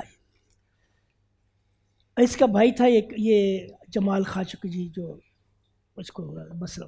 تو یہ بہت بڑی فیملی ہے, مکہ کی فیملی ہے, جو بہت امیر لوگ ہیں. جی جی. عدنان خاشقجی بہت بڑا کاروبار تھا, لیکن اسے صدقے سے بڑی چڑ تھی, کبھی کسی کو صدقہ نہیں دیتا تھا. اخبار کویت کا اخبار القبض الابرہ فی خاشقجی, عدنان خاشقجی قابل عبرت ہے. اس کا پورا واقعہ لکھا کہ اس کے پاس ایک اس کا اپنا آتا, اس کا بہت بڑی اس کے جہاز تھے اپنے, سب کچھ تھا. تو وہ آیا, اس کے پاس ایک اس کا نوکر آیا, کہ میری بیوی ہاسپٹل میں ہے, مجھے میری تنخواہ پہلے دے دو, میں تکلیف میں ہوں. اس نے اس کو بہت ذلیل کیا, رسوا کیا, رو پڑا. رو کر کہنے لگا میں اللہ سے دعا کرتا ہوں اللہ مجھے اس وقت موت نہ دے جب تک میں تجھے ذلیل اور رسوا نہ دے. سبحان اللہ. اور واقعی اتنا ذلیل اور رسوا ہوا کہ اس کے پاس خود اپنی دوائی لینے کے پیسے نہیں تھے. ایسے کسبرز کی معلوم بنا. تو صدقہ و خیرات انسان کے اللہ کی دی ہوئی نعمتوں کو باقی رکھنے کے لیے. بالکل جی, سمجھا بالکل. سر ہمیں اپنے پاکستانی میں فخر ہے, زلزلہ آئے, آپ نے دیکھا مشرف صاحب کے دور میں زلزلہ آیا, اور ابھی بھی ہم جیسے میں ہم بغداد جاتے ہیں تو ہمارے پاکستانی ہیں وہاں ماشاءاللہ ایک فیملی, وہ پورا ہزاروں لوگ آتے ہیں, وہ سب کے لیے کھانے کا اہتمام کریں. مدینہ شریف میں تو پاکستانی نمبر 1 ہے. آپ مدینہ شریف میں بھی دیکھیں گے وہی فیملی مدینہ شریف میں پاؤ کے نام سے ان کا دسترخوان ہے. سبحان اللہ. تو اب ایسا ہے الحمدللہ, تو انہوں نے جو توجہ دلائی کہ ہم اپنے اہل خانہ رشتہ دار, حدیث پاک میں کہ جب آپ اپنے اہل و عیال, سب سے بہترین صدقہ وہ ہے جو آپ اپنے اہل و عیال, صدقہ نافلہ کی بات ہو, اپنے اہل و عیال پہ خرچ کریں, اس پہ دگنا آ جائے. ایک تو صدقہ بھی, پھر صلہ رحمی بھی. تو واقعی پہلے خاندان میں, دوست و احباب میں, رشتہ داروں میں, اپنے عملے میں, جیسے اب بول میں, اب یہاں کی بول کے لوگوں میں ٹیم میں دیکھنا چاہیے کون سب سے, اور سفید پوشی کے ساتھ, تو ہم پر لازم ہے ہم اپنے قرب و جواب میں ضرور دیکھیں, اپنے اڑوس پڑوس میں ضرور دیکھیں, خاندان میں ضرور دیکھیں. ایسا نہیں ہو خاندان میں, میرے سارے کپڑے بک ہو چکے ہیں ابھی تک. آپ کے پڑوس میں علامہ امین شہیدی صاحب ہیں, آپ کے پڑوس میں ہم بھی ہیں, آپ ہمارا خیال نہیں کر رہے. اور میں حدیث بیان کروں, فرمایا صبح سویرے صدقہ دو کہ صدقے کے آگے بلا قدم نہیں بڑھاتی. فرمایا صدقہ جو ہے بلاؤں کا رخ پلٹ دیتی ہے. تو صدقہ بھی ایک علاج ہے. لوگ اس کو سمجھے کوئی مصیبت آئی آپ صدقہ کریں, اور صدقہ وہ کریں جس کی ضرورت زیادہ ہو, یعنی اپنے ہاتھ سے صدقہ دیں اور ضرورت کریں. لیکن یہ جو روڈوں پہ کھڑے ہوئے فقیر ہیں نا, ان کے لیے ہمیں ذہن میں رکھنا ہے, جو روڈوں پہ یہ جو ان کو جو فقیر نہیں ہے, یہ پیشہ ور ہے, یہ روز لاکھوں روپے جمع کرتے ہیں. تو خدا را روڈ پہ کھڑے ہو کے نہیں, اب روڈ پہ ہم ان کے یہ جو پیشہ ور فقیر ہیں انہوں نے ستیہ ناش مارا ہے. پکڑتے کیوں نہیں ہیں مفتی صاحب؟ کرنا چاہیے سر مفتی صاحب. جی. یہاں صدقے کے حوالے سے بہت باتیں ہوئیں. تھوڑی دیر کے لیے ہمیں یہ سوچنا چاہیے کہ جو ہمارے پاس ہے یہ بھی کسی کی نالین کا صدقہ ہے. سبحان اللہ, اللہ اکبر. جو کچھ ہم کھا رہے ہیں ہم ہیں, نالین مصطفیٰ, ہم خود کسی کا صدقہ ہیں. واہ واہ واہ. تو گزارش یہ, وہ ہارون رشید کے دربار میں ایک پہلوان ہوتے تھے, وہ کشتی لڑا کرتے تھے. تو ایک دن وہاں ایک نوجوان آیا, تو اس نوجوان نے کہا میں کشتی لڑوں گا. انہوں نے کہا بھائی اتنے بڑے پہلوان ہیں تم کشتی کیسے کرو گے, وہ تو ہمارے دربار کا پہلوان ہے. وہ بڑے پتلے دبلے سے نوجوان تھے. کشتی کا اصول یہ ہوتا ہے کہ پہلے گلے ملتے ہیں کہ ہماری کوئی دشمنی نہیں ہے, ہار جیت ہے, جو جیت جاتے اسے انعام ملتا ہے. اب گلے ملنے لگے تو اس نوجوان نے کان میں پہلوان کے کہہ دیا کہ میں اولاد رسول سے ہوں, کسی کے سامنے ہاتھ پھیلانا میرے خاندان کے, میرے حسب نسب کی توہین ہے.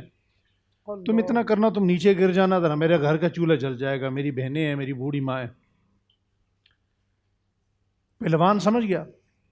تھوڑی دیر کشتی شروع ہوئی, وہ ادھر ادھر گھوما, پہلوان نیچے گر گیا. وہ ہارون سمیت پورا دربار کھڑا ہو گیا. انہوں نے کہا یہ کیسے ہو سکتا ہے, کشتی دوبارہ ہوگی. دوبارہ کھڑے ہوئے, پھر کشتی ہوئی, پھر اسی طرح ہوا, تیسری مرتبہ پھر اسی طرح ہوا. خیر وہ بچے کو, نوجوان کو کافی سارا انعام وغیرہ ملا، اشرفیاں وغیرہ وہ لے کر چلا گیا. اس نے اشاروں میں شکریہ بھی ادا کر دیا پہلوان کا. تو ہارون رشید نے کہا تم کبھی ہارے نہیں، آج ہار کیوں گئے؟ اس نے ہارون رشید کو ابدیتی آنکھوں کے ساتھ کہا میں ساری زندگی ہارا ہوں، آج جیتا ہوں. اللہ اکبر، ساری زندگی کیا ہارا ہوں، بات ہے، میں آج جیتا ہوں. واہ واہ واہ واہ واہ. بس وہ پہلوانی شلوانی چھوڑ دی. رات کو سوئے تو خواب میں اللہ کے پیارے حبیب کو دیکھا کہ اللہ کے پیارے حبیب مطاف میں بیٹھے ہیں اور اس سے کہتے ہیں تو نے میری اولاد کا خیال رکھا ہے، قیامت کے دن میں محمد تیرا خیال رکھوں گا. آج ہم سبھی صدقے کی بات کرتے ہیں، مریضوں کی بات کرتے ہیں، ہیپاٹائٹس سی کی بات کرتے ہیں، کالے یرکان کی بات کرتے ہیں، گردے فیل ہونے کی بات کرتے ہیں، اور برین ہیمریج کی بات کرتے ہیں، بلڈ کی بات کرتے ہیں، مختلف امراض کی بات کرتے ہیں، سندھ بلوچستان کی بات کرتے ہیں، چترال گلگت کی بات کرتے ہیں. جس کا صدقہ آپ کھا رہے ہیں اس کی اولاد کی بات کیوں نہیں کرتے؟ واہ واہ واہ واہ واہ، سبحان اللہ سبحان. اس ملک میں سارے نظام ہیں، ساری تنظیمیں ہیں. اگر کوئی نظام نہیں ہے تو اس غریب خاندان کا سوچنے والا کوئی نظام نہیں ہے جو اولاد رسول ہیں، صدقہ ان کو لگتا نہیں، ویسے ان کو کوئی دیتا نہیں. نہیں، اس پہ ہم چونکہ مفتی صاحب پروگرام میں عرض کر رہا ہوں، جی، پوری میری بات ڈسکشن مکمل ہو ہوئی تھی جائے، اس پہ. میری بات مکمل ہو جائے. جی، میری گزارش یہ ہے کہ آپ کے اپنے علاقے کے اندر، حلقے میں، تحصیل میں، ضلع میں، گاؤں میں، پڑوس میں، قریب میں، دور میں آپ تلاش کریں. خاندان سادات ضرور ہے، اور اکثر خاندان سادات کی نشانی یہ ہوتی ہے کہ وہ سفید پوش ہوتے ہیں، بولتے نہیں، بولنا چاہیں بول سکتے نہیں. تو آپ چھپ کے رات کے اندھیرے میں ان کے گھر جائیں، انہیں کہیں جی ہم چائے پینے آ رہے ہیں، ہم آپ کے پاس پانی پینے آ رہے ہیں، ہم آپ کی زیارت کرنے آ رہے ہیں. آپ انہیں پیش کیجئے. اس سے زیادہ ثواب اللہ پاک نے شاید کسی اور چیز میں نہیں رکھا. سبحان اللہ سبحان اللہ. اور اس کا طریقہ، فیصل بھائی اگر وقت ہو تو 1 منٹ میں بات کرنا چاہتا ہوں. جی بس. سادات کی بات ہوئی ہے، ہمارا تن من دھن ان کے لیے حاضر ہے، اور ہم بات کرتے ہیں بھی، قبلہ قریشی صاحب بھی بات کرتے ہیں. لیکن کل ہی، میں کسی کا نام نہیں لے رہا، اس نیشنل ٹی وی پر بیٹھ کر ایک لبرل قسم کے صحافی نے ایسی عجیب قسم کی بکواس کی ہے کہ جی پاکستان میں تو نسب میں بھی فراڈ ہوتا ہے اور چاروں طرف لوگ جو ہے وہ سید بنے پھرتے ہیں. ایسے بے شرم لوگوں کو سوچنا چاہیے، غور کرنا چاہیے کہ قرآن کہتا ہے انا اعطیناک الکوثر، حبیب ہم نے آپ کو کثرت خیر عطا فرما دی. تو نبی علیہ السلام کی جو اولاد ہے وہ 4 دنگائے عالم پھیلی ہوئی ہے، اور میں یہ سمجھتا ہوں کہ یہ جو جہان باقی ہے نا، یہ جو خطوں میں بہت زیادہ آپ کے تباہی اور بربادی نہیں آتی، یہ اللہ کے رسول کی اولاد کی سبب سے نہیں آتی. تو اس طرح کی، میں اس کو کہتا ہوں، بکواس کرنا اور ایسے آدمی کا کسی نیشنل چینل پر بیٹھ کر بات کرنا اور پھر وہاں پر مذاق اور ٹھٹے لگانا ان باتوں پر، ہم اس کی مذمت بھی کرتے ہیں. اور ایسے صحافی کو توبہ کرنی چاہیے، کیونکہ اس نے اللہ کے رسول کی اولاد پر طعن کیا ہے. آج آپ دیکھیں، ایک پیر میر علی شاہ صاحب رحمۃ اللہ تعالیٰ علیہ حضرت تاجدار گوڈلا تھے نا، آج سے 100 سال پہلے کی بات ہے. تو وہ ایک تھے، ان کے ایک صاحبزادے، آگے ان کے 2 بیٹے، اس وقت ایک پورا خاندان پھیلا ہوا ہے. تو انہیں یہ بات سمجھ میں نہیں آتی کہ خاندان کیسے پھیلتے ہیں، آگے کیسے جاتے ہیں. آپ سادات کے پاس جائیں، ان کے پاس شجرے موجود ہیں، انہیں اپنے آباء و اجداد کی قبریں پتہ ہے. کوئی آدمی اگر ایبٹ آباد کا ہے تو اسے پتہ ہے کہ اس کے بزرگ پشاور میں ہیں، پشاور سے وہ کیسے بغداد سے یہاں پہنچے، کیسے کہاں سے پہنچے. ان چیزوں کو ہمیں پیش نظر رکھنا چاہیے. خدا کے لیے یار اس طرح نہ مجروح نہ کیا کریں کسی کے جذبات کو. یہ پلیز، یہ ہماری بھی درخواست ہے.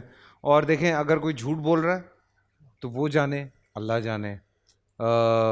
خواہ اپنے اوپر کیوں اس طرح کی چیز لینی ہے. کوشش کیا کریں کہ دور رہیں ان چیزوں سے. اذان فجر کا وقت ہو گیا، اذان فجر سنتے ہیں، واپس آ کے دعا کرتے ہیں اور پھر آپ سے رخصت چاہیں گے. آئیے اذان فجر سنتے ہیں.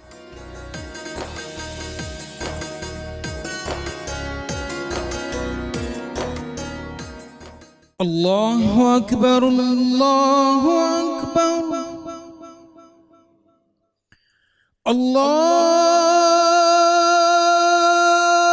اکبر اللہ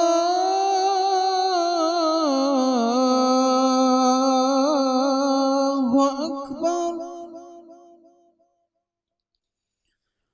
اشہد ان لا الہ الا اللہ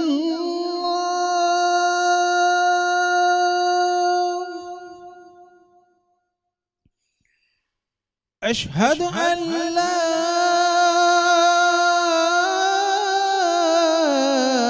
الہ الا اللہ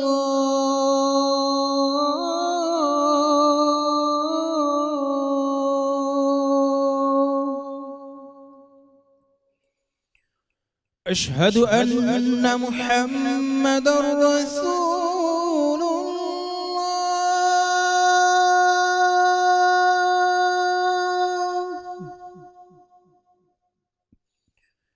أشهد أن محمد رسول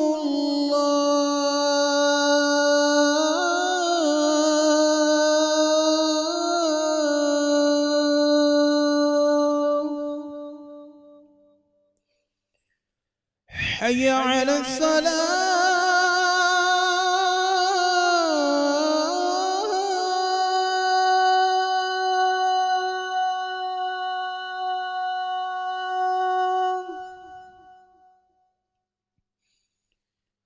حي على الصلاة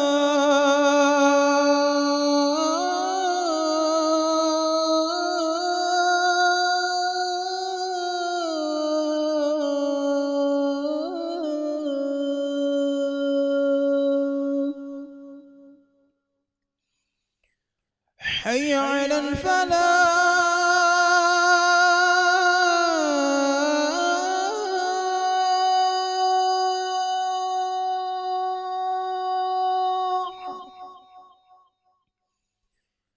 حي على الفلاح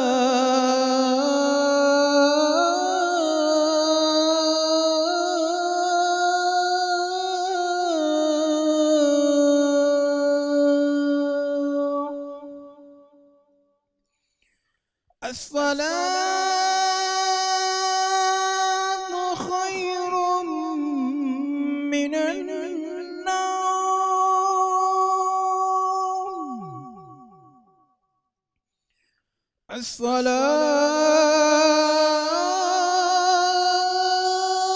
الصلاة خير من النوم